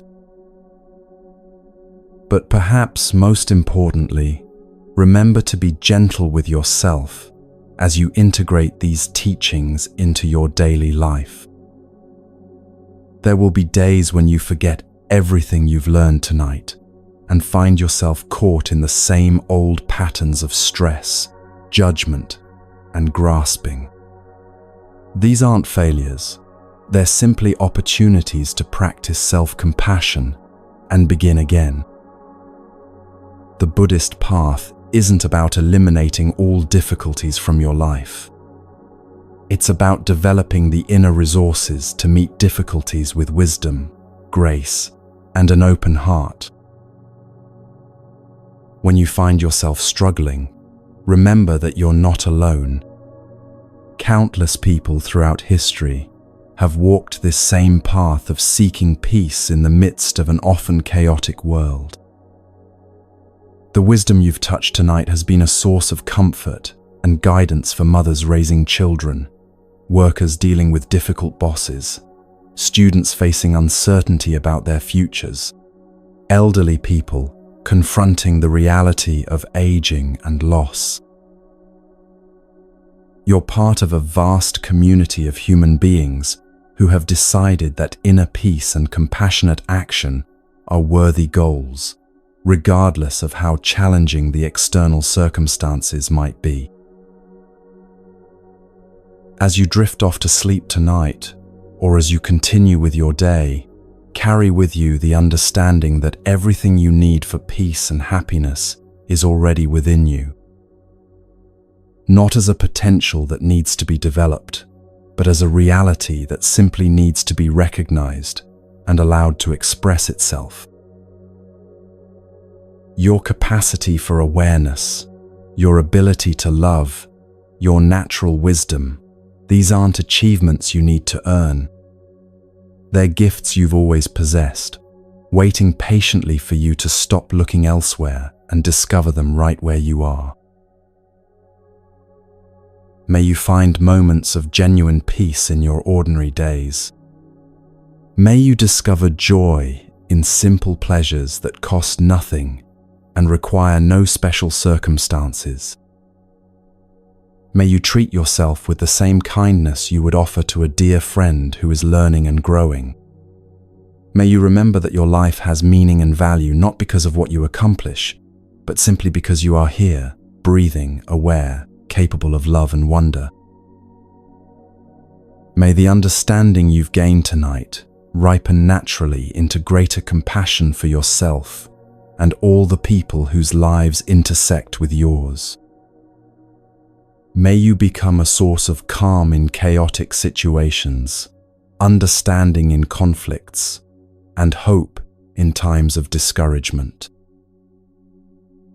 May your practice of letting go create space for unexpected gifts to enter your life. May your commitment to presence help you notice the countless small miracles that surround you every day. And finally, may you trust that this moment, right now, exactly as it is, contains everything you need to take the next step on your journey with confidence and peace. The path continues tomorrow, but for now, rest in the knowing that you are exactly where you need to be, learning what you need to learn, becoming who you are meant to become. From Moon Mind Temple, with deep gratitude for your presence and your commitment to wisdom and compassion, I offer you this blessing for the journey ahead. May you walk in peace,